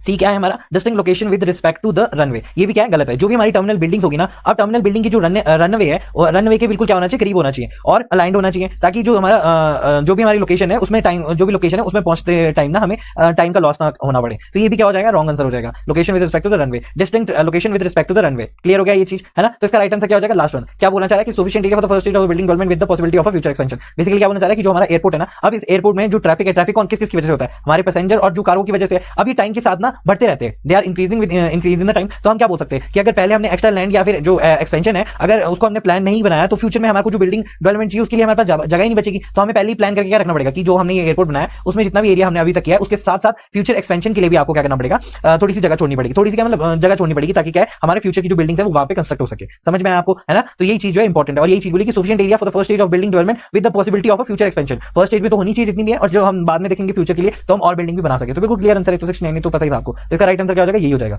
ठीक है, और क्या क्या पूछ सकता है फ्यूचर में, फ्यूचर में पूछ सकता है हमारी जो साइट है उस साइट की सिलेक्शन के क्या क्राइटेरिया है, वो सब आपसे पूछ सकता है। और क्या पूछ सकता है आपसे कि जैसे हमारा इंडियन क्या है, हमारा जो हमारी इंडियन हमारी एयरपोर्ट वगैरह है उन सब के बारे में पूछ सकते हैं। सबसे पहला क्या है, सबसे पहला हो सकता है हमारा क्या, अभी मैंने क्या बोला था, हाँ जो भी साइट सिलेक्शन है, साइट की जो भी हमारी सिलेक्शन है उसका जो भी हमारा क्राइटेरिया है फॉर एयरपोर्ट, किसके लिए, एयरपोर्ट की बात की जा रही है, ये आपको पढ़ना चाहिए। सेकंड ऑफ ऑल क्या है, जो भी हमारा मॉड्यूलर डिजाइन होता है, मॉड्यूलर एयरपोर्ट डिजाइन बोल लो, मॉड्यूलर एयरपोर्ट डिजाइन जो है वो आपको अच्छे से पढ़ना है। क्लियर हो गया। थर्ड ऑफ ऑल क्या है, जो भी हमारा लैंड यूज है, लैंड यूज जो भी हमारी जोनिंग होती है, जोनिंग ZONING, ठीक है, जोनिंग होती है अराउंड द एयरपोर्ट, तो ये आपको पता होना चाहिए। क्लियर हो गया, ये सारे टॉपिक्स है। फोर्थ वन क्या हो सकता है, हमारा जो एयर साइड है, और जो हमारा क्या है वर्सेस द लैंड साइड क्या है, फैसिलिटीज, लैंड साइड फैसिलिटीज भी आपको अच्छे से पढ़ना है। फिफ्थ वन क्या हो गया हमारा, जो भी हमारा इंटरनेशनल हमारा सिविल एविएशन ऑर्गेनाइजेशन है उन्होंने क्या रिकमेंडेशन दी है वो आपको अच्छे से पढ़ना है। और ये वाला बहुत ज्यादा इंपॉर्टेंट, ठीक है, क्या ये वेरी इंपॉर्टेंट, इसको जरूर से पढ़ना है। जो भी हमारा क्या इंटरनेशनल सिविल एवियल जो हमारी क्या है ऑर्गेनाइजेशन है, ये हमारे को बहुत इंपॉर्टेंट है। क्लियर हो गया। तो 69 वाला आंसर हो गया हमारा क्लियर। नेक्स्ट क्या है हमारे पास, यहाँ पे देखते हैं क्या है नेक्स्ट हमारे पास। असेशन रीजनिंग के 70 कौन सा है, the water below the water table is known as a soil moisture, नहीं गलत। And above the water table as ground water, नहीं गलत है। क्यों, जो हमारा उल्टा ट्रायंगल होता है, उल्टा ट्रायंगल के नीचे जो भी हमारी सॉइल रहती है वो क्या रहती है, फुली सैचुरेटेड रहती है। वो क्या रहती है, फुली सैचुरेटेड रहती है। ये वाली सॉइल क्या है, फुली सैचुरेटेड रहते हैं। और इस पॉइंट को हम क्या बोलते हैं, यहाँ पे जो हमारी सॉइल रहेगी उसकी जो वॉइड है उसके अंदर क्या रहेगा, पानी रहेगा। लेकिन यहाँ पे बोले जो water below the water table is known as a soil moisture, नहीं, सॉइल मॉइस्चर यहाँ पे होता है। जो हमारा पानी है ना, पानी क्या है हमारे ग्राउंड वाटर से ऊपर वाला जो जहाँ पे सॉइल मॉइस्चर जो हमारे क्या है due to the capillary rise, यहाँ पे आपको पता है ना कि कैपिलरी एक्शन होता है। इस कैपिलरी एक्शन की वजह से क्या पानी ऊपर की तरफ चढ़ता है अगेंस्ट द ग्रेविटी, इसी को हम क्या बोलते हैं, सॉइल मॉइस्चर बोलते हैं। तो ये वाला पार्ट बोल रहा है, ये उल्टा हो रहा है बेसिकली कि अबव द वाटर टेबल ये होता है ना, इससे बताते हैं वाटर टेबल उल्टे ट्रायंगल से। तो वाटर टेबल के ऊपर जो है वो ग्राउंड वाटर है और जो वाटर टेबल के नीचे वो सॉइल मॉइस्चर है। ये कौन बता रहा है, डेफिनेशन बता रही है, लेकिन स्टेटमेंट बता रही है। लेकिन हमें क्या पता है कि जो नीचे वाला पानी होगा that is known as a ground water और ऊपर वाला पानी क्या माना जाएगा, सॉइल मॉइस्चर माना जाएगा। क्लियर हो गया इतनी सी पॉइंट। सेकंड स्टेटमेंट क्या बोल रही है कि extended down from the ground surface is the soil zone और the root zone which is defined as being the depth of the overburden that is penetrated by a roots of vegetation। ये पता क्या बोलना चाह रहा है, ये बोलना चाह रहा है जो भी ये हमारी जमीन है, ठीक है। इस जमीन की जो ये हमारा क्या है, दिस इज द जमीन। अब ये जो जमीन है, जमीन के नीचे नीचे तक क्या है, जितनी भी गहराई तक, ये बोल रहा है कि जितनी भी गहराई तक हमारी जो रूट्स जाते हैं, जितनी भी गहराई तक क्या है, दीज आर द रूट्स। जितनी भी गहराई तक हमारे रूट जाते हैं, यानी प्लांट्स के जो भी रूट जाते हैं, उस जोन को हम क्या बोलते हैं, सॉइल जोन बोलते हैं। बिल्कुल सही बोला इसने, सॉइल जोन ही बोलते हैं उसे। क्या बोलते हैं उसे, सॉइल के जोन, या फिर क्या बोलते हैं हम उसे, रूट जोन बोलते हैं, रूट जोन बोलते हैं। तो ये बिल्कुल सही बोला इसने कि ऐसा ऐसा हो रहा है, नीचे जाते हैं, वो बिल्कुल सही बोला है। क्यों? क्योंकि यहीं पे क्या होता है, हमारा पानी होता है, और रूट्स जो है पानी कहां से लेते हैं, इसी सॉइल मॉइस्चर के पार्ट से पानी लेते हैं, और न्यूट्रिएंट्स भी यहीं से लेते हैं, यानी सॉइल वाटर प्लस न्यूट्रिएंट्स जो है वो कहां से लेते हैं, वो हमारे सॉइल जोन यानी रूट जोन से होते हैं, ठीक है। सरफेस से नीचे तक जाने वाली जितना भी हमारा डेप्थ है, उस डेप्थ को हम क्या बोलते हैं, सॉइल जोन और रूट जोन बोलते हैं। तो बिल्कुल सही है, सेकंड स्टेटमेंट क्या है, सही है। तो इसका ऑप्शन क्या हो जाएगा, D will be the right answer for this, है ना। 70 का राइट आंसर क्या हो जाएगा, ये हो जाएगा। समझ में आया ना आपको, तो सिंपल से आपको पता है। सेकंड स्टेटमेंट क्या है, पहले मैं इसको मिटा देता हूं। नेक्स्ट स्टेटमेंट क्या है, the rain water collection for a direct use can be practice by collecting the water coming down from the roof into a storage tank of plastic RCC और मैसनरी। बिल्कुल सही आंसर बोला इसने, सही statement बोलिए। क्या बोलना चाह रहा है, ये बोल रहा है कि जब हम रेन वाटर की हार्वेस्टिंग करते हैं ना, तो रेन वाटर की जो हार्वेस्टिंग करनी होती है हमको बेसिकली, तो हम क्या करते हैं, जो भी हमारी छत होती है ना, इस छत से जो भी मतलब रूफ है, इस रूफ से जो भी हमारा क्या आएगा, पानी आएगा, ठीक है। जो भी रूफ से क्या आएगा, हमारा पानी आएगा। अब इस पानी को आप कलेक्ट कर लो, ये बोल रहा है ना, collecting the water down from the roof into the किसी, इसको कलेक्ट कर लो, और इसको कलेक्ट करके आप कहां डाल लो, या तो हमारा क्या coming down into the storage tank, कोई भी हमारा स्टोरेज टैंक रहेगा। अगर जो हमारे पास जगह की कमी रहती है, तो बेसिकली हम क्या करते हैं, अंडरग्राउंड वो बनाते हैं। तो यहाँ पे क्या बोला इसने कि अगर हम उसको यूज कर रहे हैं, तो हम क्या बोलेंगे कि या तो हम किसी आरसीसी टैंक का इस्तेमाल करें, है ना, या तो आरसीसी टैंक का यानी रीइंफोर्समेंट सीमेंट कंक्रीट का हम इस्तेमाल करें, या फिर कोई ब्रिक मैसनरी का हम बनाएं इसको। तो बिल्कुल सही बोला इसने कि ये वाला क्या है, सही है। ये मेथड बेसिकली क्या होता है, इसको बोलते हैं हम domestic rain water, domestic rain water harvesting. Clear हो गया। डोमेस्टिक रेन वाटर हार्वेस्टिंग क्या है, ये एक तरह का मेथड है जहां पे पानी जो है रूफ से आएगा। अब रूफ से आएगा, आपने पाइप लगा दी और अंडरग्राउंड आपने किसी टैंक में से वाटर को स्टोर कर दिया। क्लियर हो गया इतने बात। तो हम क्या बोल सकते हैं, फर्स्ट स्टेटमेंट जो है वो ट्रू रहती है। क्लियर हो गया। स्टेटमेंट नंबर 2 क्या बोल रही है कि in a campus where sufficient space is not available the water can be stored in an open excavated pond. बिल्कुल गलत है ये। जब भी हमारे पास सफिशिएंट स्पेस नहीं होता है, तो हम क्या करते हैं, हम एक अंडरग्राउंड बनाते हैं, और जब भी हमको पॉन्ड बनाना होता है ना, तो उसके लिए बहुत ज्यादा जगह चाहिए होती है। जहां पे क्या बोल रहा है कि हमारे पास सफिशिएंट स्पेस नहीं है, और वहां पे आप बना रहे हो ओपन एक्सकैवेटेड पॉन्ड, तो बिल्कुल गलत हो जाएगा। क्यों? क्योंकि ओपन पॉन्ड बनाने के लिए आपको क्या चाहिए, बहुत ज्यादा जगह चाहिए होती है। तो ये ऑप्शन क्या हो जाएगा, गलत हो जाएगा। क्यों हो जाएगा गलत? क्योंकि स्पेस कंस्ट्रेन है यहाँ पे, स्पेस कंस्ट्रेंट, ठीक है। स्पेस कंस्ट्रेंट है, तो इस वजह से हम क्या है, ये वाला ऑप्शन या फिर ये वाला जो आपका ओपन एक्सकैवेटेड पॉन्ड है, ये यहाँ पे क्या नहीं हो सकता, बन नहीं सकता। तो क्या हो जाएगा, फॉल्स हो जाएगा। तो इसका राइट आंसर क्या हो जाएगा, यहाँ पे देखो कि statement 1 is true but statement 2 is false. तो सी इसका राइट आंसर हो जाएगा। क्लियर हो गया। नेक्स्ट स्टेटमेंट क्या है, क्या बोल रहा है ये, the soil in nature rarely exist separately as a gravel, sand, silt, clay और ऑर्गेनिक मैटर। बिल्कुल सही बोला है। मिक्स फॉर्म में रहता है सॉइल में। मैंने आपको बताया था इसके 3-4 कंपोनेंट होते हैं। कौन कौन से? सॉइल होता है, पानी होता है, दूसरा क्या बोला, अच्छा सॉरी, ये सब तो कंपोनेंट होते ही है। ये बोला कि जो ग्रेवल, सैंड या सिल्ट, क्ले या फिर ऑर्गेनिक मैटर जो है बेसिकली वो क्या है, एक वो मतलब सिस्टम में ऐसा नहीं होता कि वो सेपरेटली एग्जिस्ट करे, वो साथ में एग्जिस्ट करते हैं। तो बिल्कुल सही बोला कि थोड़ा सा सैंड भी होगा, थोड़ा सा क्ले भी होगा, कुछ ग्रेवल भी होंगे, तो ये मिक्स्ड फॉर्म में रहते हैं जनरली। तो यहाँ पे क्या बोल सकते हैं, मिक्स्ड फॉर्म में रहते हैं, इसलिए राइट आंसर है। ठीक है, इसको ट्रू मान लो। सेकंड स्टेटमेंट क्या है हमारे पास, the classification of the grouping of the soil is mainly based on one और two index property of a soil. हाँ बिल्कुल सही बोला, ये भी बिल्कुल राइट आंसर है। क्यों? क्योंकि जो हमारा ये बोला है कि जो सॉइल को ग्रुप करने के लिए हम क्या करते हैं, बेसिक प्रॉपर्टीज का इस्तेमाल करते हैं। कौन कौन सी? सबसे पहले हमारी कौन सी होगी, ग्रेन साइज होगी। ठीक है, ग्रेन साइज में क्या आ गया, कोर्स है, कोर्स होगी, कोर्स में कौन सा आता है, सैंड आता है, ग्रेवल आता है। तो इस सब में हम करते हैं, एक तो हम किसमें करते हैं, ग्रेवल साइज में करते हैं, दूसरा किसमें करते हैं, प्लास्टिसिटी में और कंसिस्टेंसी में करते हैं। ठीक है, कि कितनी फाइन सॉइल है, जैसे कि क्ले या सिल्ट हो गया, तो उन सब में हम इनका इस्तेमाल करते हैं। तो इन्हीं को हम क्या बोलते हैं, बेसिकली इंडेक्स प्रॉपर्टीज बोलते हैं। जैसे कि ऑटोवर्कले मैंने ग्रेन साइज डिस्ट्रीब्यूशन किया है, उसमें क्या क्या है, जो भी हमारे पास साइज है, मैंने आपको साइज बताए थे ना, तो वो किसकी हमारे पास ग्रेन साइज डिस्ट्रीब्यूशन है। तो ये भी क्या हो जाएगा, ट्रू हो जाएगा। क्लियर है। तो इसका राइट आंसर क्या हो जाएगा, B will be the right answer. ठीक है, मतलब इसका करेक्ट एक्सप्लेनेशन नहीं, तो आप क्या बोल सकते हैं, both statement are true but individually is not correct explanation. हाँ मतलब ये इसके करेक्ट एक्सप्लेनेशन नहीं सेकंड, तो इसका क्या हो जाएगा, B will be the right answer. Clear हो गया। फिर देखते हैं नेक्स्ट क्या है। क्या बोलने जा रहा है, during the pile driving head और हेलमेट्स और caps are placed on the top of the pile to receive the blow of the hammer and to prevent the damage. बिल्कुल सही बोला है, प्रिवेंट द डैमेज, ये बिल्कुल क्या है, राइट आंसर है। दूसरा क्या है, piles are ordinary driven to the resistance measured by the number of the blow required to for the last 5 centimetre of penetration. बिल्कुल सही, दोनों क्या है, ट्रू है। पर जो हमारी फर्स्ट है वो सेकंड का क्या नहीं है, राइट एक्सप्लेनेशन नहीं है। तो इसका क्या हो जाएगा, बी आंसर हो जाएगा। ठीक है, क्या बोलना चाह रहा है यहाँ पे, बोला कि जब हम क्या कर रहे हैं, हैमर से ग्राउंड में क्या करें, ड्राइव कर रहे हैं ना किसी पाइल को, तो उसके ऊपर क्या लगाया जाता है, हेलमेट लगाई जाती है, कैप लगाई जाती है, ताकि ऊपर का जो हमारा पार्ट है वो क्या, उसका जो हेड है पाइल का, वो क्या रहे, प्रोटेक्टेड रहे। अब हैमर की जो एनर्जी है उसको एब्जॉर्ब करने के लिए भी तो कुछ ना कुछ तो चाहिए होगा टॉप में, तो हम इसका इस्तेमाल करते हैं। ठीक है, तो पाइल के टॉप को टूटने से या फिर क्रैक होने से बचाने के लिए हम क्या करते हैं, बेसिकली इन सब का इस्तेमाल करते हैं। और इससे होगा क्या, जो भी हमारा लोड है वो हमारा क्या इवनली डिस्ट्रीब्यूट होता है। ठीक है, और पाइल भी क्या रहती है हमारी, परफेक्टली सेफ रहती है। तो राइट आंसर हो जाएगा। सेकंड ऑफ ऑल क्या है हमारे, बोले कि ये बोला कि जब पाइल ड्राइव हो रही है ना, तो हम देखते क्या है, हम देखते ये है कि जो लास्ट 5 सेंटीमीटर ऑफ पेनिट्रेशन है ना, उसमें कितना हैमर जो है ब्लो लगेंगे। 5 सेंटीमीटर ऑफ अ पेनिट्रेशन के लिए कितने हैमर ऑफ लो लगेंगे, बिल्कुल सही बोला है। तो जब हम इसका इस्तेमाल करते हैं तभी मिलता है। तो बेसिकली क्या है, दोनों ट्रू है, पर बी राइट आंसर जाएगा। ये दोनों अलग अलग एस्पेक्ट्स की बात कर रहे हैं। क्लियर हो गया। इन स्टेटमेंट क्या बोल रही है आपको, the critical condition of a downstream slope occurs when the reservoir is full and the percolation is at the maximum rate। क्या बोलना चाह रही है कि हमारी जो रिजर्वायर है अगर वो फुल होगा, ठीक है, इन the case of reservoir is full, तो वही हमारी क्या होगी, क्रिटिकल कंडीशन होगी डाउनस्ट्रीम स्लोप के लिए, जहां पे पर्कुलेशन जो है वो एट अ मैक्सिमम रेट है। बिल्कुल ट्रू है ये। क्या बोला है कि हमारी जो अपस्ट्रीम साइड होती है, बेसिकली अपस्ट्रीम साइड होगी, अभी अपस्ट्रीम साइड में जो हमारा वाटर का प्रेशर होगा वो भी क्या होगा, सबसे हाई होगा, जिसकी वजह से क्या होगा, जो भी हमारा पर्कुलेशन है ना, यानी जो हमारी पानी जो है वो सीप करता है, वो भी क्या होगा हमारे पास, वो भी हमारे पास मैक्सिमम रेट पे हो रहा होगा उस पॉइंट पे, और उसी को हम क्या बोलते हैं, बेसिकली हम क्या बोलते हैं उसको, that is the critical condition. तो ये बिल्कुल सही बात बोली इसने कि जो हमारा इफेक्टिव स्ट्रेस है वो क्या होता है, ओवरऑल जो है वो कम हो जाता है, और जो शेयर स्ट्रेंथ है वो रिड्यूस हो जाती है। तो इसकी वजह से क्या हो सकता है, जो भी डाउनस्ट्रीम है वो सबसे डेंजरस यानी क्रिटिकल कंडीशन में होगा उस पॉइंट पे। क्लियर हो गया। तो पहले तो हमारा राइट हो गया। दूसरा क्या है, the direction of a seepage force tends to increase the stability. गलत है ये। क्यों, जो भी हमारा सीपेज फोर्स है उसकी डायरेक्शन क्या रहती है, अपस्ट्रीम से, यानी लोअर अपर स्ट्रीम से हम क्या बोल सकते हैं कि जो हमारी अपस्ट्रीम है, यानी जो हमारी क्या है, it is also known as high head. जो हमारा हाई हेड होगा वहां से लेकर लोअर हेड की तरफ को जाने वाली क्या होगी, हमारी सीपेज की डायरेक्शन होगी। क्लियर हो गया। अब क्या करता है, ये जो हमारी सीपेज है ना, बेसिकली ये क्या करता है, ये हमारी स्टेबिलिटी को कम करता है, ये हमारी स्टेबिलिटी को कम करता है। यानी जो हमारा पोर वाटर है ना, उसको क्या करता है, पोर वाटर को बेसिकली क्या करता है, ये धकेलता है, जिसकी वजह से जो मटेरियल है उस पॉइंट पे कौन सी पोजीशन में होगा, इस पे पुश लग रहा होगा, तो ये मटेरियल किस पे होगा, स्टेबिलिटी होगी कि अनस्टेबिलिटी होगी, तो उसको डिस्टेबलाइज करता है कौन, हमारा सीपेज फोर्स की जो डायरेक्शन है। क्लियर हो गया। तो दूसरी स्टेटमेंट क्या बोल रही है, इसका उल्टा बोल रही है, विपरीत बोल रही है, the direction of seepage force tends to increase the stability, नहीं डिक्रीज द स्टेबिलिटी होना चाहिए था। तो क्या हो जाएगा, फॉल्स हो जाएगा। तो इसका राइट आंसर क्या हो जाएगा, C will be the right answer, कि पहली स्टेटमेंट ट्रू है लेकिन जो सेकंड स्टेटमेंट है वो फॉल्स है। क्लियर हो गया। ठीक है, नेक्स्ट स्टेटमेंट क्या है हमारी, एक और चीज यहाँ पे फ्यूचर में क्या क्या पूछ सकता है वो भी देख लेते हैं, फिर देखते हैं दूसरी स्टेटमेंट। ठीक है, तो फ्यूचर में सबसे पहले क्या पूछेगा, जो भी हमारी क्रिटिकल कंडीशन होती है, यानी जो हमारी डाउनस्ट्रीम स्लोप होती है, उसमें जितने भी हमारे क्या फेलियर के कंडीशंस होते हैं, फेलियर के जितने भी कंडीशंस होते हैं ना, वो सब आपको पढ़ने हैं। सेकंड ऑफ ऑल, जो भी हमारा सीपेज फोर्स है, जो भी हमारा क्या सीपेज फोर्स है, ये पता होना चाहिए आपको क्या होता है, और साथ साथ में क्या आपको या तो हमारा क्या क्रिटिकल ग्रेडियंट भी आपको पता होना चाहिए। क्लियर हो गया। ऐसे ऐसे कुछ पॉइंट्स है जो कि आपको मैं बता रहा हूँ इस टॉपिक से रिलेटेड, जो कि आपको अच्छे से पढ़ने हैं। क्लियर हो गया। ठीक है, थर्ड ऑफ ऑल क्या हो गया, जो हमारा इफेक्टिव स्ट्रेस है उसका क्या कॉन्सेप्ट है, इफेक्टिव स्ट्रेस का कॉन्सेप्ट।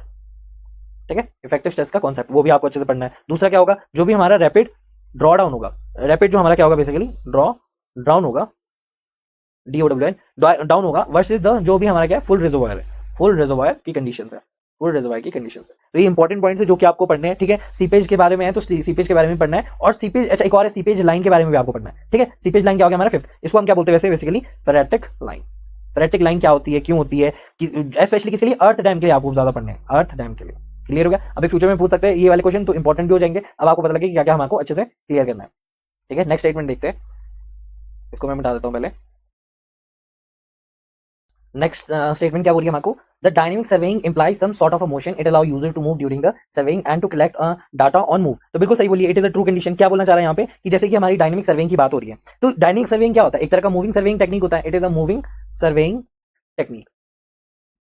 क्लियर हो गया। क्या है ये, कि it is a moving serving technique होता है। जैसे कि आपने देखा होगा जो भी हमारे क्या गाड़ियां चलती है ना, अब वो जो गाड़ियां चलती है उसमें क्या लगा रहता है, जीपीएस यूज होता है। अब जीपीएस को यूज करके ना हम क्या करते हैं कि जो भी हमारा जीपीएस होता है बेसिकली वो किसी कार पे लगता है। अब हम क्या करें, एक मूविंग व्हीकल पे भी हम क्या करें, डाटा कलेक्ट कर रहे हैं। तो ये टेक्निक क्या है, बेसिकली जो भी हमारा मोशन में है उसकी मोशन में होगा तब भी वो डाटा को कलेक्ट करना अलाउ कर सकता है। तो बिल्कुल सही बोला कि डायनेमिक सर्विंग जो होता है वो ये इंप्लाई करता है कि सम सॉर्ट ऑफ मोशन, जब आपका मोशन हो रहा होगा तो यूजर को कोई भी डाटा सर्विंग रिलेटेड जो डाटा है उसको कलेक्ट करने का अलाउंस देता है। तो बिल्कुल सही है, ये वाली स्टेटमेंट क्या है, इट इज करेक्ट। दूसरा क्या बोला है कि rapid static serving technique also known as a fast static technique is much like the static surveying except the occupation times are longer। तो बेसिकली क्या है, ऑक्यूपेशन टाइम्स जो है वो क्या रहता है, जनरली वो ज्यादा नहीं होता है, वो क्या होता है, कम होता है, कम एज कंपेयर टू जो भी हमारी नॉर्मल स्टैटिक सर्विंग होती है ना, उसके हिसाब से जो हमारा ऑक्यूपेशन टाइम रहता है किसमें, रैपिड स्टैटिक सर्विंग बेसिकली है क्या, एक तरह का ऐसी टेक्निक है जिससे हम जीपीएस टेक्निक बोलते हैं, है ना, it is known as a GPS technique. इसमें बेसिकली क्या हो रहा है कि हमारे दो रिसीवर्स होते हैं, यानी एक पॉइंट जो आपको नोन होगा, ठीक है, एक पॉइंट क्या आपको एक पॉइंट क्या कहते हैं, एक जो पॉइंट होता है वो एक पॉइंट से लेकर जो दूसरे पॉइंट पे जो कि फिक्स पॉइंट है, ठीक है, उस फिक्स पॉइंट तक हम क्या करते हैं, इस सर्वे को करते हैं। तो यानी दो receiver, there will be two receiver in this technique. Clear हो गया। दूसरा क्या है कि इसका ना जो भी ऑक्यूपेशन टाइम होता है वो थोड़ा जनरली क्या रहता है, कम रहता है, यूजुअली कितना रहता है, 10 to लेकर 30 मिनट्स तक रहता है। लेकिन ये बोला कि ऑक्यूपेशन टाइम जो है वो जनरली हायर रहता है, लॉन्गर रहता है, किसके कंपैरिजन में, एज कंपेयर टू द जो भी हमारे स्टैटिक मेथड है, यानी जो भी हमारे नॉर्मल मेथड है ना सर्वेइंग के, उससे रिलेटेड हो रहा है। तो ये गलत हो जाएगा, because of the last time the occupation time are shorter, यहां पे आना था शॉर्टर, तभी राइट हो जाता, अदरवाइज क्या है, ये फॉल्स। तो राइट आंसर क्या हो जाएगा, C will be the right answer for this. ठीक है, तो पता लगा आपको स्टेटमेंट वाइज कैसे आपको अटेम्प्ट करने हैं। ठीक है, अच्छा फ्यूचर में क्या क्या पूछ सकता है आपसे, जैसे कि यहाँ पे जीपीएस है तो आपसे यही पूछ लेगा कि भाई जो जीपीएस टेक्निक मेथड है वो सब बताओ हमें। तो जीपीएस टेक्निक मेथड जो है वो आपको अच्छे से पढ़ना है। सेकंड ऑफ ऑल और क्या पूछ सकता है आपसे, और मतलब जीपीएस में जैसे स्टैटिक हो गया हमारा, है ना, फास्ट हो गया हमारा, काइनेमेटिक हो गया हमारा, या फिर आरटीके हो गया, ठीक है, जो भी हमारा रियल टाइम होता है ना उससे रिलेटेड जो है हमारा, ये सब मेथड जो है आपको अच्छे से पढ़ने। क्लियर हो गया। दूसरा भी बोल सकता है आपको कि जैसे दो जीपीएस रिसीवर एनालिसिस करने हैं, तो उसमें जो इंपॉर्टेंट है वो क्या हो सकता है, जैसे कि आपका क्या बोल सकते हैं इसमें जितने भी हमारे बेस लाइन कॉन्सेप्ट है ना, बेस लाइन कॉन्सेप्ट ये आपको अच्छे से पढ़ने, क्लियर हो गया, बेसलाइन कॉन्सेप्ट आपको अच्छे से पढ़ने। और क्या हो सकता है, जो भी हमारी पोस्ट प्रोसेसिंग और साथ साथ में जो भी हमारी रियल टाइम प्रोसेसिंग है, रियल टाइम जो भी प्रोसेसिंग ऑफ द डाटा है, ये आपको अच्छे से पढ़ने हैं। तो ये 3-4 इंपॉर्टेंट पॉइंट्स है जो कि आपको मेंस में भी आ सकते हैं, तो ये वाले पॉइंट जो है आपको इंपॉर्टेंट है, क्लियर हो गया। नेक्स्ट देखते हैं, नेक्स्ट क्वेश्चन क्या है हमारे पास, क्या है हमारी नेक्स्ट स्टेटमेंट, जो हमारा रिंगाल है of a sapwood is characterized by, किससे कैरेक्टर होता है बेसिकली, जब हम रिंगाल की बात करते हैं ना, तो ये क्या होता है, एक तरह का होता है जब भी हमारी किसी भी, मान लो ट्री है, अब इस ट्री की क्या है, एक ब्रांच है, आपने क्या कर दिया, इस ब्रांच को काट दिया, क्लियर हो गया, आपने इस ब्रांच को यहां से काट दिया। अब ब्रांच को अगर आपने काट दिया है तो यहाँ पे क्या करता है, ट्री अपने आप ही उस जगह को क्या करने लग जाता है, हील करने लग जाता है। तो हीलिंग कैसे होती है, जैसे यहाँ पे हमारा कट गया तो यहाँ पे क्या होगा, आपका एक्स्ट्रा वुड आने लग जाएगा, जिसकी वजह से क्या होगा, यहाँ पे ना थोड़ी सी आपको स्वेलिंग जैसी देखने को मिलेगी, जहां से भी कटा है वहां पे आपको क्या देखने को मिलेगी, स्वेलिंग देखने को मिलेगी, यानी जो सूज जाना होता है बेसिकली उसको बोलते हैं। अब ये जो स्वेलिंग होती है ना, इसी को हम क्या बोलते हैं, रिंगाल बोलते हैं, क्लियर हो गया। तो एक स्वेलिंग की टाइप को हम क्या बोलेंगे, किसी भी सैपवुड में रिंगाल बोलेंगे। समझ में आपको ये पॉइंट, ठीक है। जैसे कि यहाँ पे मैं ड्रॉ करता हूँ तब आपको ज्यादा क्लियर होगा। जैसे कि मान लो ये क्या है, एक तरह का हमारा ट्री का पार्ट है, क्लियर हो गया, ऐसे करके हमारा एक ट्री का पार्ट है, ठीक है, ये हमारा क्या है, it is a part, clear हो गया। अब क्या होगा, जो भी हमारे रिंगाल है ना बेसिकली वो क्या है, इस तरह से दिखेगा, ये हमारा क्या है, रिंगाल, ठीक है, इसको मैं पार्ट्स में बदलता हूँ, ये हो गया हमारा क्या, रिंगाल, और अंदर क्या होता है, यहाँ पे सैपवुड होता है, it is known as the sapwood, ठीक है। और ये क्या होता है हमारा, that is the heartwood, clear हो गया। अभी जो हमारा रिंगाल है बेसिकली वो यहाँ पे दिखता है आपको, रिंगाल। अब इसके बाहर क्या होता है, एक तरह की सूजन जैसी देखने को मिलती है, जो कि आप क्या बोलते हैं, ऐसी एनुअल रिंग सी, it is like a annual ring, तो एनुअल रिंग जैसी, ठीक है। अब मान लो कि हमारा ये कोई भी हमारे सेंटीमीटर में, फॉर एग्जांपल मान लो इसको 5 सेंटीमीटर का है, तो 5 सेंटीमीटर की इसकी जो स्वेलिंग है वो बेसिकली क्या है, यहाँ पे, तो इसी को हम क्या बोलते हैं, annual ring, it is known as a annual ring, clear हो गया। और इसी सूजन को हम बोलते हैं, तो ये क्या है, रिंगाल है, किसी भी सैपवुड में जो होती है बेसिकली इसी को हम रिंगाल बोलते हैं। तो समझ में आया क्या है कि जब भी हमारी ब्रांच कट जाएगी, किसी भी ट्री से, तो उसकी जगह पे अगर मैं हीलिंग, अगर वहां पे हील हो रहा होगा, वो खुद ही सेल्फ हील करता है, तो वहां पे क्या होता है, एक्स्ट्रा वुड आ जाता है, जिसकी वजह से क्या देखने को मिलता है, आपको स्वेलिंग जैसे देखने को मिलती है कि यहाँ पे क्या हो रहा है, थोड़ा सा सेल हुआ है। तो आप क्या बोल सकते हैं, ये एक तरह की क्या है, इसी को हम क्या बोलते हैं, बेसिकली रिंगाल बोलते हैं। समझ में आया आपको जो मैंने बोला, ठीक है। अब देखते हैं ऑप्शन, लॉन्गिट्यूडनल क्रैक्स जो है normal to the annual ring, नहीं ये गलत है, क्यों, क्योंकि देखो जो भी हमारे लॉन्गिट्यूडनल क्रैक्स होते हैं ना, ये क्रैक्स के डिफेक्ट्स होते हैं, ये कोई हमारे रिंगाल नहीं होते, तो ये डिफेक्ट्स है, दीज आर नॉट द रिंगाल, तो ये क्या हो जाएगा, गलत हो जाएगा। दूसरा क्या बोला इसने, तीसरा क्या बोला है कि would with a twisted fibre, जो इसने बोला कि would with a twisted fibre basically क्या है, ये एक तरह का ग्रेन डिफेक्ट होता है, it is a grain defect, ये कोई हमारी स्वेलिंग को नहीं शो कर रहा है, तो ये क्या हो जाएगा हमारा, रॉन्ग हो जाएगा। डिस्कलरेशन क्या होता है, जो भी हमारी केमिकल रिएक्शन होते हैं या फिर जो हमारी फंगल होते हैं ना,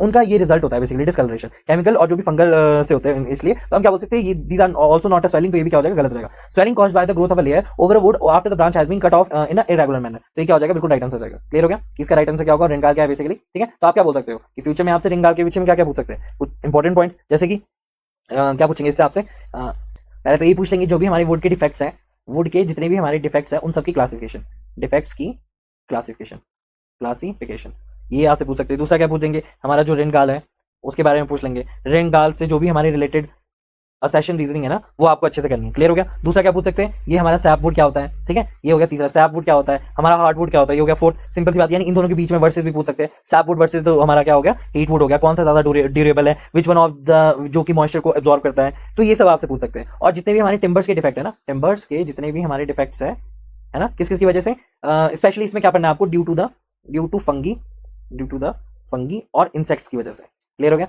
ये भी आपको अच्छे से पढ़ना है। चौथा क्या हो गया हमारे पास, that is the mechanical defects, जो भी हमारे मैकेनिकल डिफेक्ट्स हैं वो आपको पढ़ने हैं इन द वुड, क्लियर हो गया इतना से पॉइंट। ये 4 पॉइंट इंपॉर्टेंट है। मैकेनिकल डिफेक्ट्स में क्या क्या, जैसे कि ट्विस्टेड डिफेक्ट्स हो गया, हमारा डायगोनल ग्रेन हो गया, या फिर हमारा क्या रिएक्शन वुड हो गया, तो ये सब जो है वो इंपॉर्टेंट पॉइंट है, आपको हमेशा ही पढ़ना है, ठीक है। और कौन कौन सी जो फैक्टर है वो अफेक्ट करता है उसकी स्ट्रेंथ को, तो फ्यूचर में ये वाले क्वेश्चन जो है आपको आ सकते हैं, क्लियर हो गया। नेक्स्ट क्वेश्चन देखते हैं। नेक्स्ट क्या बोला है हमको कि नेक्स्ट बोला है 77 which one of the following is the correct respect to the incident in the context of a construction safety के लिए, तो कौन कौन से ऑप्शन दे रखे कि डेंजरस और unpleasant situation from which someone just manage to escape, तो ये क्या है बेसिकली, ये ना नेवर मिस, ये है हमारा क्या, नियर मिस की डेफिनेशन है, ये इंसिडेंट की डेफिनेशन नहीं है, ठीक है। तो तीसरी क्या है, unsafe physical condition that could lead to an injury और एक्सीडेंट और अ लॉस, बेसिकली डेफिनेशन किसकी है, हजार्डस की है, हजार्ड की है बेसिकली, कि ये जो हमारा हजार्ड होता है बेसिकली इसमें क्या होगा, ये हजार्ड की डेफिनेशन है, मतलब ये अनसेफ कंडीशन है लेकिन इंसिडेंट की डेफिनेशन नहीं है। लास्ट वन क्या है कि potential for loss resulting from a given action, activity और इनएक्शन। अब ये जो डेफिनेशन है ना, ये रिस्क को रिप्रेजेंट करती है, it is not representing the incident. Incident क्या होगा, डिस्ट्रप्शन इन द नॉर्मल और smooth flow of a work that involves an injury, property loss, damage, equipments, work stoppage etcetera, तो ये क्या हो जाएगा हमारा राइट आंसर हो जाएगा। क्यों हो जाएगा, देखो इसको समझने के लिए ना आपको एक चीज समझनी पड़ेगी कि जब भी साइट में कोई भी नुकसान होगा, मान लो कि जो हमारी क्या है, आप एक कंस्ट्रक्शन साइट में हो, ठीक है, आप क्या हो, एक कंस्ट्रक्शन साइट में हो, आप कंस्ट्रक्शन साइट में हो और उसी वक्त क्या हो जाता है, उसकी वक्त आपके ऊपर क्या एक स्कैफोल्डिंग गिर जाती है, ठीक है, मान लो आपके ऊपर क्या कर गई, स्कैफोल्डिंग जो है वो गिर गई, ठीक है, अब वो गिर गई तो क्या होगा, जो भी हमारी मशीनरी है उसको भी डैमेज हो गया, जो इंसान है उसको भी क्या हो गया, चोट लगी, है ना, तो इस चोट की वजह से क्या होगा, सारा काम रुक जाएगा, सब लोग आपके पास आ जाएंगे देखने की क्या है, ठीक है कि नहीं, क्या हो गया, तो वहां पे वर्क क्या हो रहा है, स्टॉप हो रहा है, क्लियर हो गया, डैमेज की इक्विपमेंट, अब स्कैफोल्डिंग गिर गई तो जो हमारा मशीन है उसको भी डैमेज हो गया, वो भी गिर गया, क्लियर हो गया, तीसरा जो भी हमारी प्रॉपर्टी है, हमारी जो प्रॉपर्टी है वहां पे भी लॉस हो गया, तो प्रॉपर्टी का लॉस भी हो गया, और क्या इंजरी, आपको भी इंजरी आ गई, तो वो क्या हो गया हमारे पास एक तरह का ऐसा उसको उसकी डेफिनेशन होती है बेसिकली इंसिडेंट की, क्लियर हो गया कि इंसिडेंट की क्या डेफिनेशन, अब यहाँ पे क्या कि इस सिचुएशन को हैंडल करने के लिए लोग जल्दी जल्दी आपके पास आएंगे तो सारा काम क्या रुक जाएगा वहां पे, तो यही है। अब मान लो कि ये आपके ऊपर नहीं गिरी और आप बच गए, तो उसको क्या बोलेंगे हम, it is a near miss, it is a near miss, यानी मरते मरते बच गया, तो it is a near miss, तो ये फर्स्ट हो गया। तीसरा, स्कैफोल्डिंग गिर जाएगी, उसके लिए इक्विपमेंट्स वगैरह सब कुछ अपने पास रखो, कोई भी लॉस हो सकता है, कोई भी मतलब जान जा सकती है किसी की, तो उसको हम क्या बोलेंगे बेसिकली, उसको बोलेंगे हजार्ड, यानी ऐसी अनसेफ फिजिकल कंडीशन जहां पे इंजरी हो सकती है और लॉस हो सकता है, तो उसको हम क्या बोलेंगे, ये चीज बोलेंगे, क्लियर हो गया, ये चारों आपको पता लगी होगी, एक एग्जांपल से सब कुछ पता लगा होगा, ठीक है।